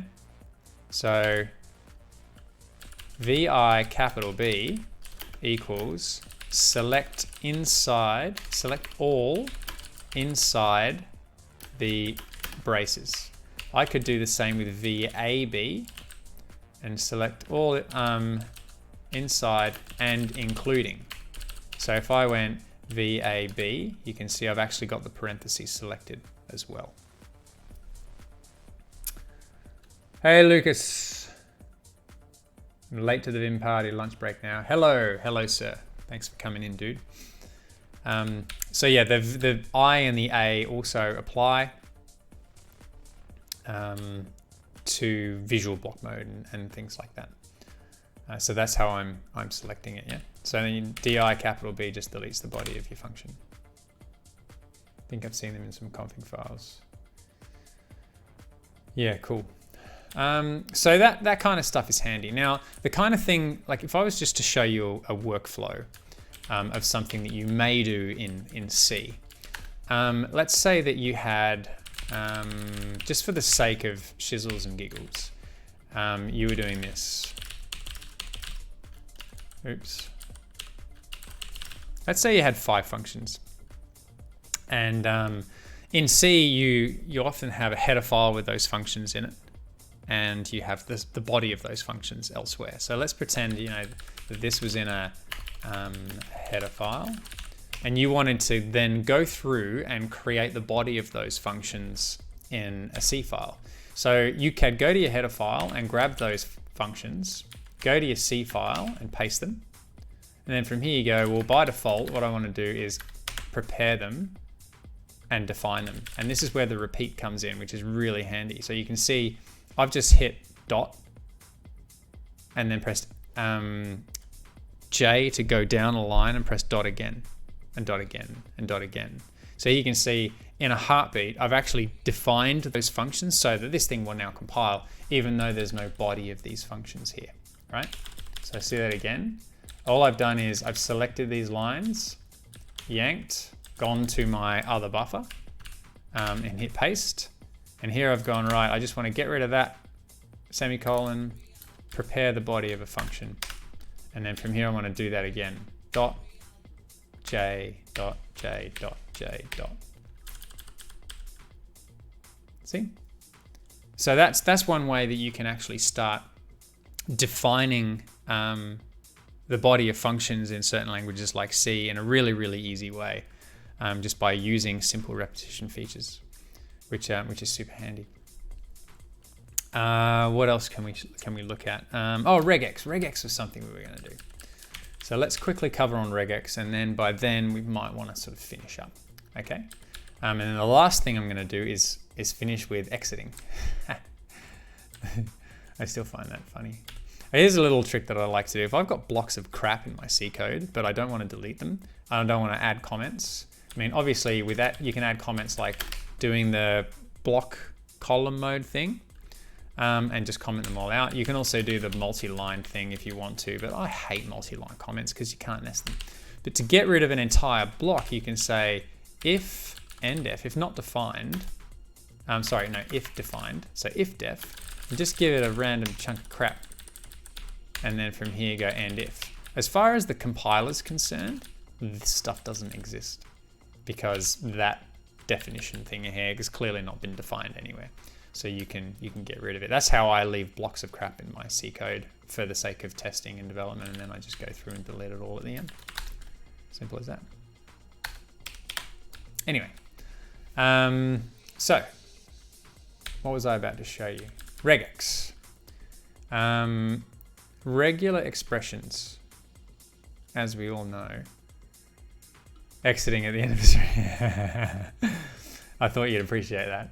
All Vim users will appreciate that. So regular expressions, they're a beast in and of themselves. Like regular expressions exist in a number of languages and a number of contexts, right? I'm sure everyone who is watching this stream has had some kind of contact with a regular expression some point in their lives, right? And so they're not exactly readable, right? They're not exactly readable. Yeah, at Wolf, we'll definitely rip through those quickly. I promise, I won't let you down. So a regular expression basically is a fancy collection of characters that defines a description of something to match against and potentially an action to perform on those matches. Yeah. So very, very simple. When you're in normal mode, if you press //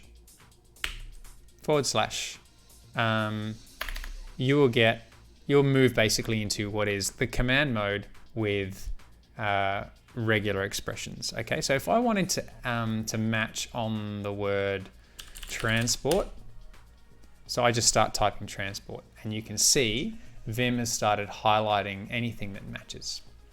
Okay, so when I press enter, that regex is kind of remembered, and all instances of that are remembered, and you can see that the cursor is moved to the beginning of the first match. Okay, now if we want to move to the next match, we can press N.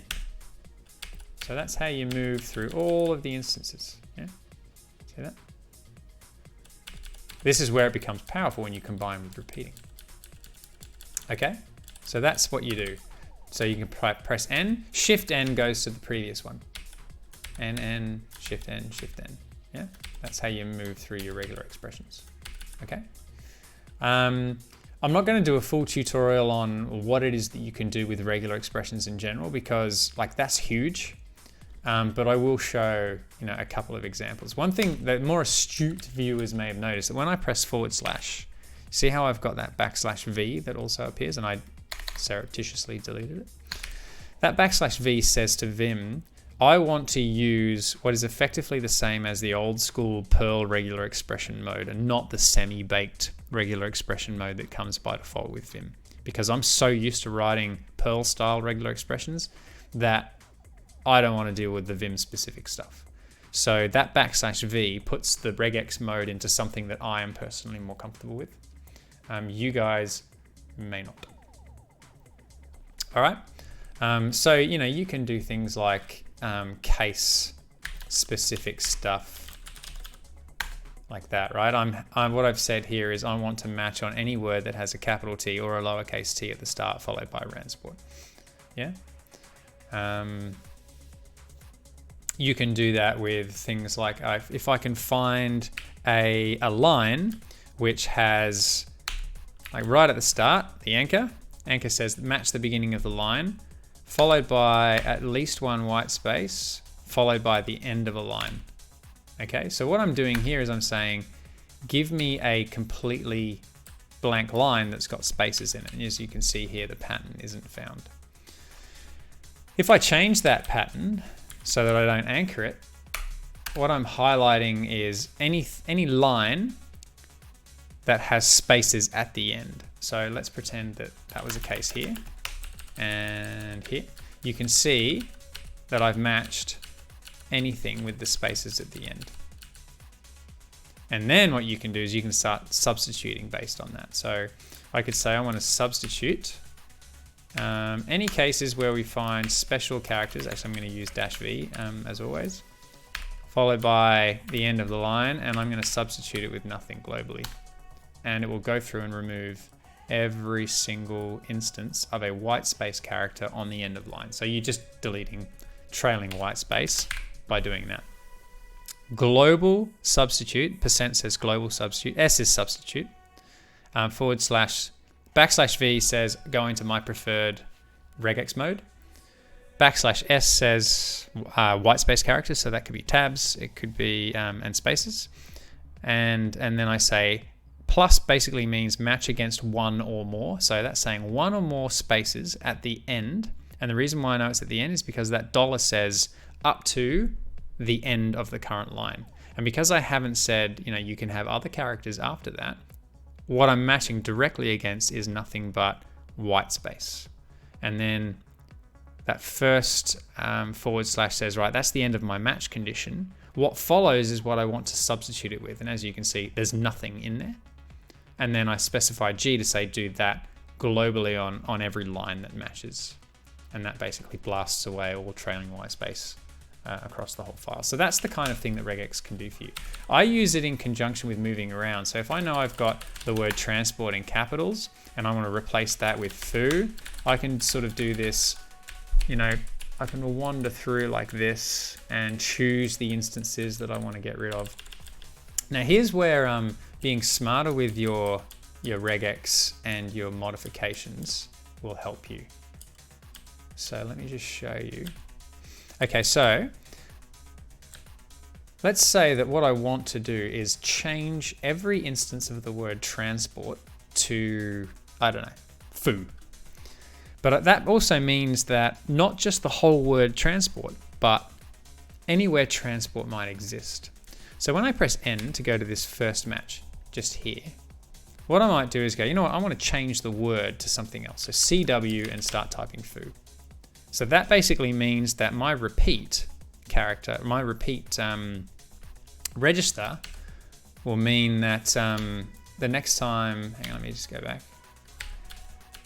When I go to the next element and press dot, it'll do the same thing, yeah?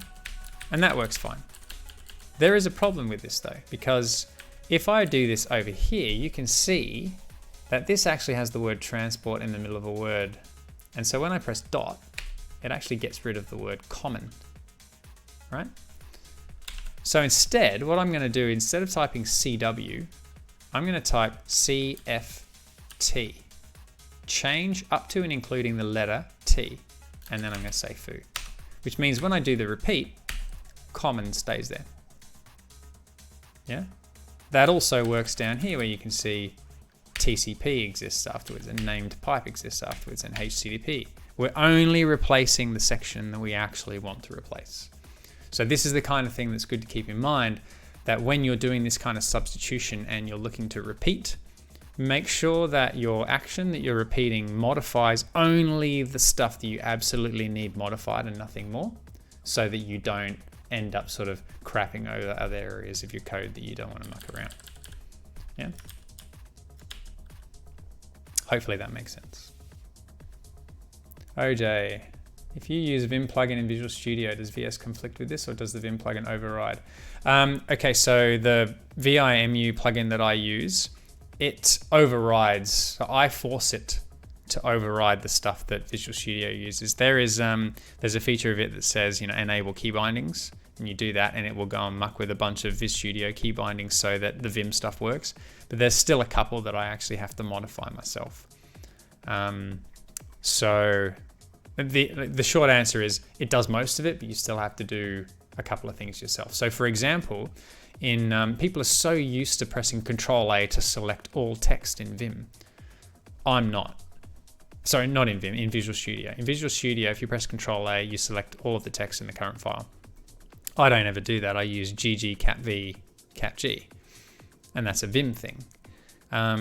If you press Control A, even with the VIMU plugin installed, it will select all the text. What I want when I press Control A is for a number to increment, like we covered earlier on.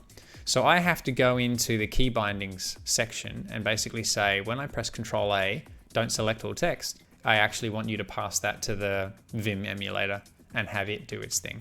And the same with Control X, which is used to, by default, will be cut text. Control X for me, I want it to decrement values. And there are a couple of other edge cases as well. What else can I show you? Okay, so one other thing that I think is particularly useful, even in cases where you have an editor that supports IntelliSense like Visual Studio does, is the ability to expand based on words, right? So let's pretend that we were actually writing this code for the first time. We can see we've got this process ID to session ID type. Okay, so that's just a type. It's actually a pointer to a function. Yeah. So we've got this pointer to a function defined here. I want to declare a new variable of that type. So I could start typing process ID to set and type it all out. In something like Visual Studio, you can press Control Space and it will start filling that in for you based on the types that Visual Studio is aware of. And that's fantastic, right? Vim, you can make it aware of the types, but by default it's not. But what you can do is press Control N. When you press Control N, Vim will look at where you are and go, oh, you're halfway through a word. I'm going to match that against other words in the current document, and I'm going to autocomplete based on the words. So as you can see, when I got to process ID, see how, actually I'll show you. If we start typing proc and press Control N, these are the options. Yeah, it shows you the options that match, okay? And you can choose which one that you like. So it's actually kind of auto-completing just based on the content of the file, right? Now this is particularly useful in cases where you've got things like this process ID to session ID, which is actually a string. So it's inside a string. Now if I want to repeat that as a variable name, like int process ID, in a normal text editor, code editor that has IntelliSense, if you try and like use Control Space, you'll get nothing.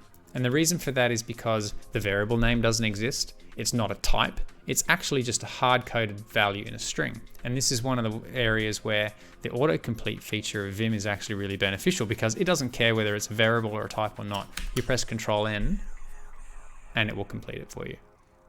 So that's really, really helpful. So, and that also saves you typing out all of these horrible type names and strings and God knows what else. So you can press Control N to effectively autocomplete based on the content of the file that you're modifying.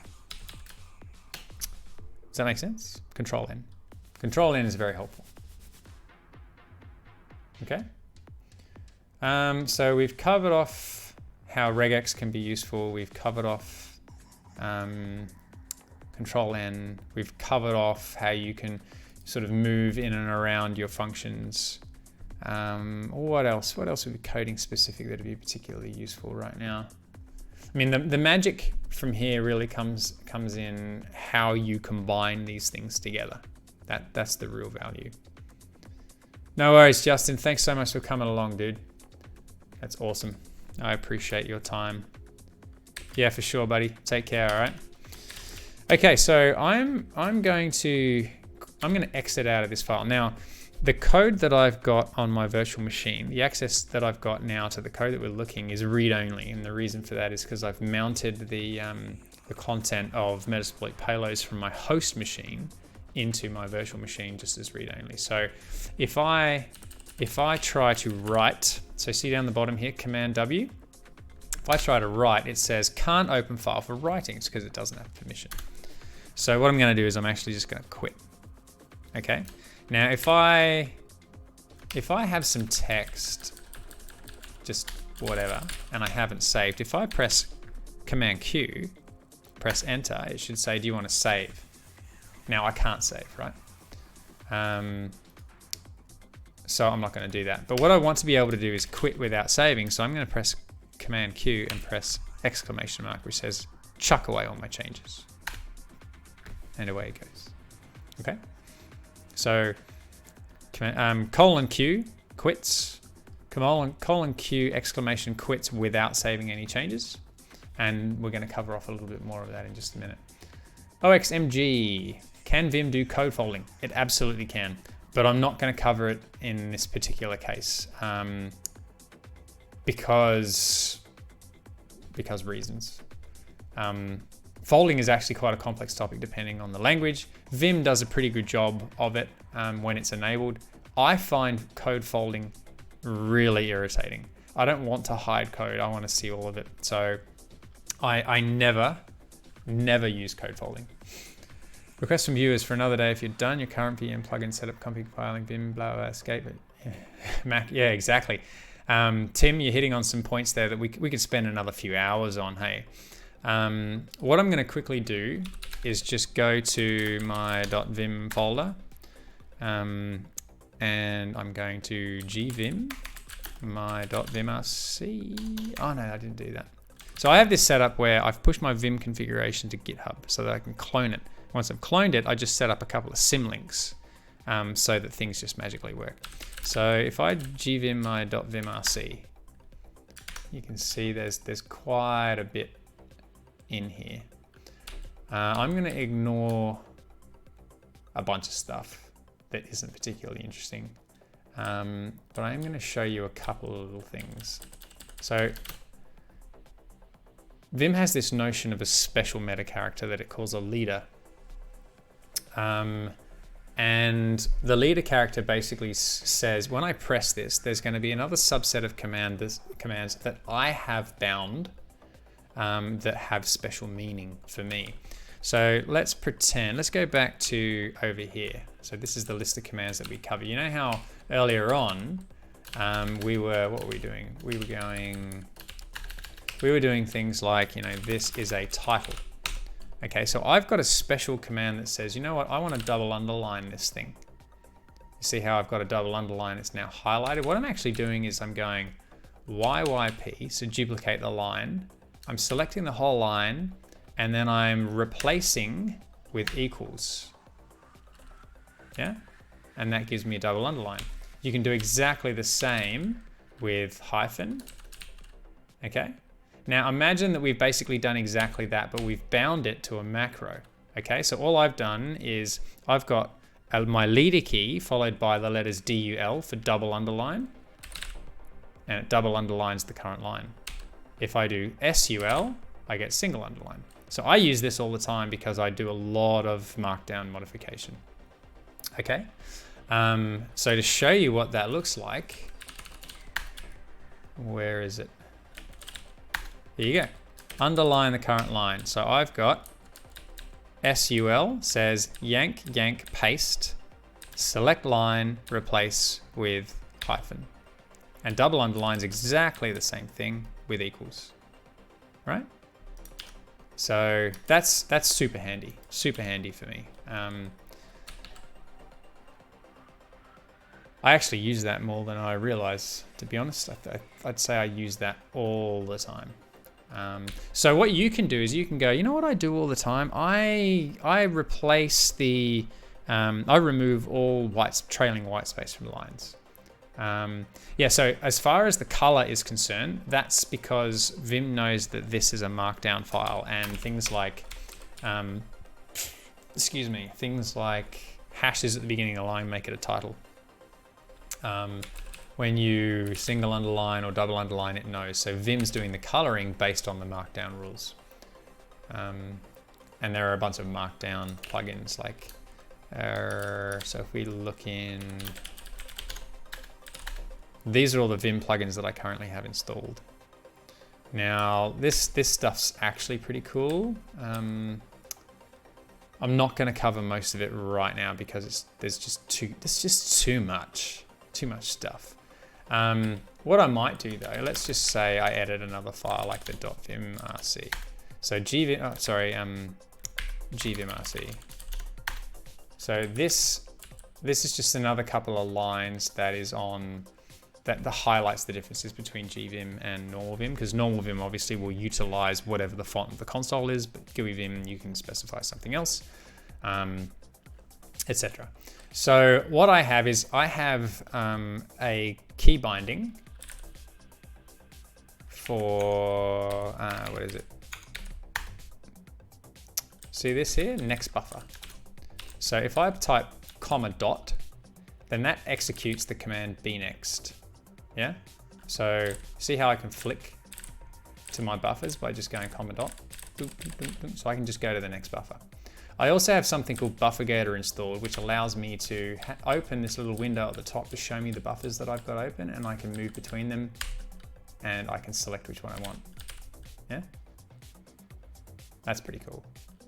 There's also the nerd tree plugin, which allows you to choose whatever code it is that you want. So I might open where are we?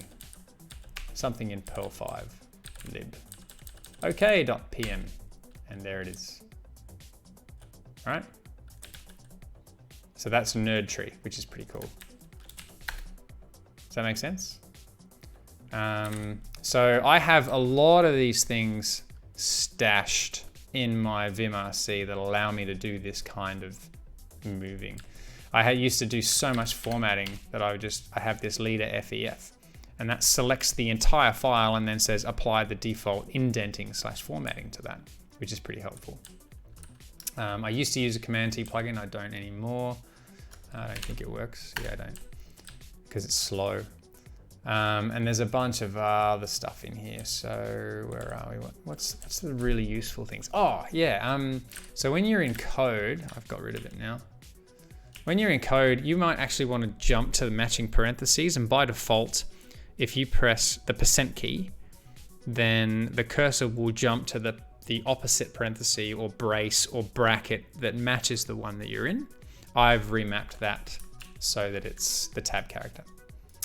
For example, there's me doing leader capital W says ditch all of the white space like we were talking about before. Reselect text that was just pasted. That was something that that was missing from the default thing. So whatever it is that you've just pasted, you can reselect using capital V tick followed by this. As you can see, it's a horrible sequence of characters. So I just rebound that to leader V, and that'll reselect stuff. Here's another really nifty thing, right? When you're typing, right? How often, even in English or in code, how often do you ever type JJ? Never. I never type JJ. So if I'm doing my thing, I have this reflex now where I press escape to go to normal mode. But to avoid that, while I'm typing, I can just hit JJ. And if I do it fast enough, I leave input mode and go back into normal mode. So that's JJ Speedball. I use JJ to get out of input mode back to normal mode in a semi-regular basis. Okay. So what else can I show you that's interesting? I'm going to start calling a halt here because we've been going for quite some time. For me, I'm a huge fan of BufferGator. This is the BufferGator plugin that allows you to look at your buffers, and that little comma dot flicking between the buffers I find very, very useful as well. Nerd tree is really helpful, but isn't necessary to be installed. And then you can see here like Vimrc, Vimgo, Vim Markdown.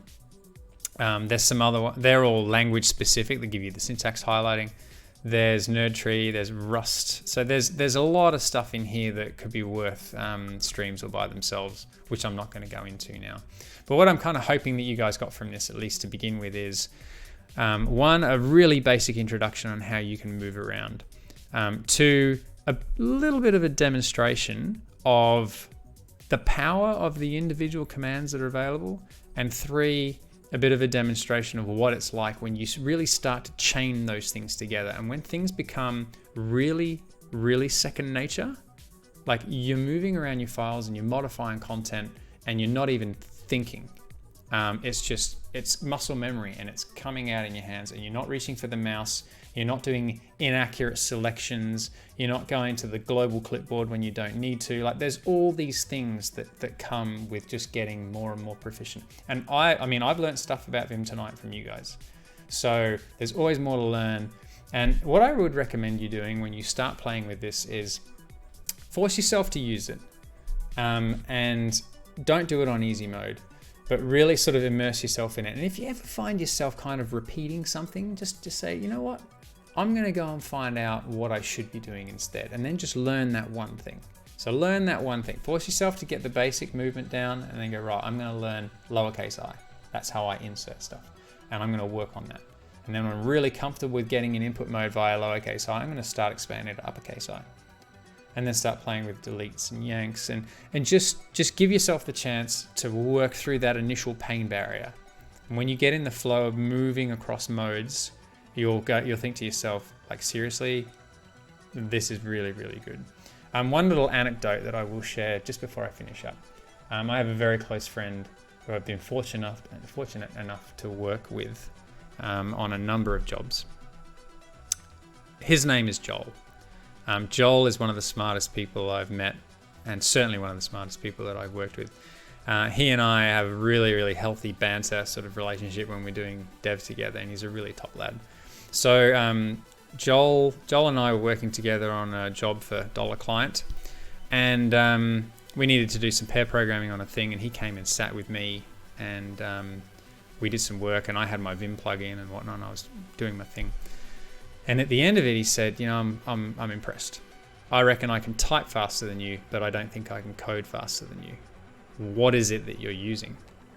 And I looked at him and smiled, and he went, fuck, it's not Vim, is it? I said, yes, it is. And he looked pretty upset. But to cut a long story short, I just said, look, mate, do it, because there's no doubt you type faster than me. And within a very short period of time, once you push through the pain barrier, you'll be using it way better than me. And it only took, he came back like a couple of months and said, I've been using Vim sort of full time on various things, and I really like it, and I'm much faster. So, you know, even for someone like Joel, who has worked on some seriously big software, and has, you know, as far as muscle memory is concerned, he knew how to use Visual Studio like a champ, but it still wasn't enough for him. He's managed to get an enormous amount of benefit from learning Vim. So there you go. It's a thing, and you know, if you decide to use a different editor like Emacs, then so be it. It doesn't matter. What matters is that you pick one that's powerful and you make an effort to learn its features, because it will really enhance your workflow. I choose Vim for a number of reasons. One is it's cross-platform. Two, it's usually installed, or VI, which is a subset of Vim, is usually installed. So you can go to another machine, and for the most part, if the editor's installed, which it is for the most part, particularly on Linux and OS X, you can use it, and you're not completely out of your element. You're not tied to a particular custom editor that you then have to go and download and install. So that's kind of my primary reason. But on top of that, I mean, Emacs requires you to do a lot of command key presses for your like you're constantly sort of moving your pinky over into command land to be able to do shortcuts like Command C, Command V, Command this, Command. There's a lot of command things. Now, people who use Emacs remap the caps lock to command so that they don't have that sort of pain of constantly having to move down. But I personally prefer the idea of just having the different modes and flicking in between the two of them. Can you share your Vimrc? So my current Vimrc is a little bit different now across a few different platforms. OXMG, there you go. There's GitHub OJ Vim config Linux. That I think is slightly out of date, but for the most part has a good bulk of what it is that I've got on screen. There's also a Vim config Mac. I don't have a Vim config Windows just yet. But I think I'll probably revisit and normalize them a little bit. There are platform-specific nuances that I should probably care about. So, can Vim find bugs like grep does? Actually, yeah. Actually, you know what? One last thing I'm going to show you. This is something that I promised that I would show Tim. So you can actually read the content of other files. Oh, by the way, Sin, I absolutely love that too. And right now, caps lock is mapped to control, and I use that all the time. So you can read the content of files in by going :R, and then specifying the file that you want to include. So read file, you'll see it actually pastes the body in, right? There it all is. You can do exactly the same with commands by going read bang, and you might want to say pwd. So there you go, executes the command and includes the output in the current stream. Now this is the kind of thing that, you know, if someone has set UID on Vim, then you're going to get code execution as root, which is awesome. So yeah, my Linux repo is 2016 and Mac from 20. There you go. That's how out of date those things are. So maybe leave it with me and I'll look to update those. But for the most part, those things are very cool. By the way, show them the fun thing with cheat.sh. Oh yeah. How did we do that again? Oh yeah. So you can go read bang. You can go curl-s http. Is it HTTPS? HTTP cheat.sh/go/execute external command Q and T. So this is me reaching out to an external web service called cheat.sh saying, I am interested in the Go language. I want to get a code snippet that shows me how to execute an external command. I want it to be quiet and not include terminal colors. And when I press enter, shell returns command not found. What have I? Oh yeah, I've got to wrap these in quotes. I do that every time. So it goes off to the web service, and as you can see, it actually includes the code snippet for me. So that's pretty handy, right? That's pretty cool. I think that's pretty cool. So what you can actually, there's a Vim plugin for cheat.sh, which is context aware. So you can just say, I'm interested in this, and it will know, oh, we're currently in a Go file or a .py file, and it will go to cheat.sh and request the content based on the language. So you can literally go, oh, how do I read a file in Python again? Boom, there it is. How do I do asynchronous processing or create green threads in Erlang? Boom, there it is. So that's pretty cool. So yeah, as simple as doing an bang followed by, can you just execute this search and give me the result? And before you know it, you've actually got snippets of code sitting in your directly inside the file that you're editing, which is super handy. Can you get how to multi-thread in Python off? Probably, but yeah. I haven't actually done the search. So, I mean, massaging the search parameters obviously needs to happen. But, you know, have a play with cheat.sh. It's really, really good. Thanks for the reminder, Peleus. I think that's a cute little demo. Yeah, so @wolf, exactly that. If you can sudo vim or sudo vi, then just execute bash and off you go. Thanks, OJ. I'll tell my mate he's a pro bug finder. Yes, indeed. Sin, yeah, it is pretty cool. Hey, I love that kind of stuff. Reminds you, oh, Stack Overflow import. Yeah, how dangerous is that? Remote code execution as a service. For those people who don't know, like Stack Overflow import basically says go and import the most upvoted answer to a question that relates to whatever it is that relates to the search, and then just paste that into your code and off you go. Yeah, no dramas. Tealkine? Jeez, I'm terrible at saying people's names. Anyway, what I'm going to do, this is the last thing I'm going to do. Just show you how to save and exit. Okay, so when you press Command W, you're saying, I want to write my file somewhere. So I'm just going to say, I'm going to write this to vimnotes.md in my home folder. Okay. Now, a lot of people say when they want to quit and write at the same time, they go Command WQ. That says write and then quit. Okay. I don't like doing that because it's too slow. So, in order to save and exit, who is it that I was talking to about this before? I think this was, who was it? Whoever it was that said you should use Command WQ. The quickest way to save and exit is to press Shift-Z, Shift-Z. Boom. So Vim Vim notes.md. So just to prove it, this is a modification. Shift ZZ, tail Vim notes. There you go. See how fast Shift ZZ is? That's way better.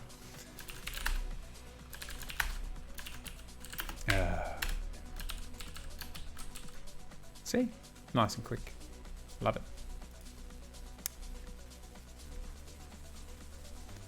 Yes, Fedora. Thank you. It is Fedora 28. So the most recent version of Fedora. Okay. Rick Oates, love your work. Thanks, Rick. I didn't even know you were playing along, dude. I assumed that you were watching on YouTube or something similar. But yeah, thanks for tagging along, man. Always lovely to have you around. Incredis and Insprof. Yeah, gotcha. Yeah, well, have a play with those binaries, Teal, and if you get lost or you want some help or something, then sing out, man. I'm more than happy to help out. Peleus, what if you haven't set a file name? If you haven't set a file name, let me show you. And you go ZZ, no file name. So it won't quit unless you've got a file name. So you will actually have to do the W thing. But if you go WQ, you'll get the same error. Cool. Not sure if this was mentioned also, and sorry for the link, but I really love Vim Adventures. Yes, Randall, that's a really good link. In fact, there are a bunch of those online, which is super handy and a lot of fun, and really do sort of get you used to the Vim sort of mentality while you're actually playing a little game. So +1 to that link. Go and have a play with that. It's pretty cool. I was the youngest guy there, if you remember me, probably a while ago now.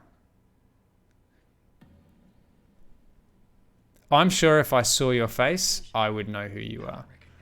So hopefully we'll be in the same room again. We're able to sit down and have a chat face to face. So yeah, I'm running through the list of faces on that table in my head, and I reckon I might know which one you are. But we'll keep that for the next time we catch up face to face.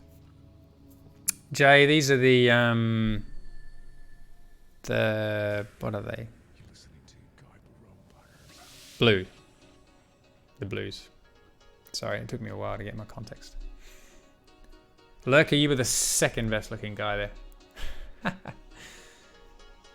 Yeah, that was over a year ago. So that was B-Sides last year that we had those challenges in. So anyway, it has been pretty much bang on 3 hours now. I did not intend for us to spend this long talking about Vim. In fact, I thought we would have got a lot further. But yeah, you know, I think it's about time we wrap things up. And if you have more questions or you'd like to see a little bit more, or maybe we can do some coding together and see how we use Vim in that particular case, then, you know, all good. Randall, yes, these videos will be archived on YouTube, as always. Oh, yeah. Sorry, T, I'm with you now. Yep. Yeah, I remember. I do remember. Were you the guy that sat next to me and you were using Python 3 and there were a bunch of issues? Was that you? Jay, yes, they are. Lurker, that's fine. That's fine. I do not. So Lurker is a big fan of donating, and I, as grateful as I am, I feel bad. He's the leading Patreon and very, very supportive, and I'm very, very grateful for that. Teal, yeah, okay, I remember you now. I do remember you, definitely. So yeah, get in touch with me, mate. It'd be good to catch up. How would you add an alias for that cheat thingy? Yeah, that's a good question. So there are ways, like you can actually bind not only leader keys but mapped commands. Let's go back here. So for example, I did use something called Yanking, which I haven't used for a little while. You can see here I'm basically remapping F3 to the command YArtShow. So what you can do is you can define your own functions or macros, and you can bind the keys directly like this. You can, excuse me, you can also pass in parameters. So hang on, set. So I had this thing here, shortcut for changing syntax. So I can type syn markdown. And now I've told Vim that the current file is actually a markdown file, which is not true. So I can type sin vim and back we go. So you can see here I've got this command. It's called sin. It takes one argument, and basically this is what it means: set file type equals whatever the argument. So for you, you would actually have to do something along the lines of this that would take your argument and pass it in as a URL parameter to cheat. But if you were going to do that in Vim, I would recommend that instead you make use of the cheat.sh Vim plugin. Cheat.sh Vim.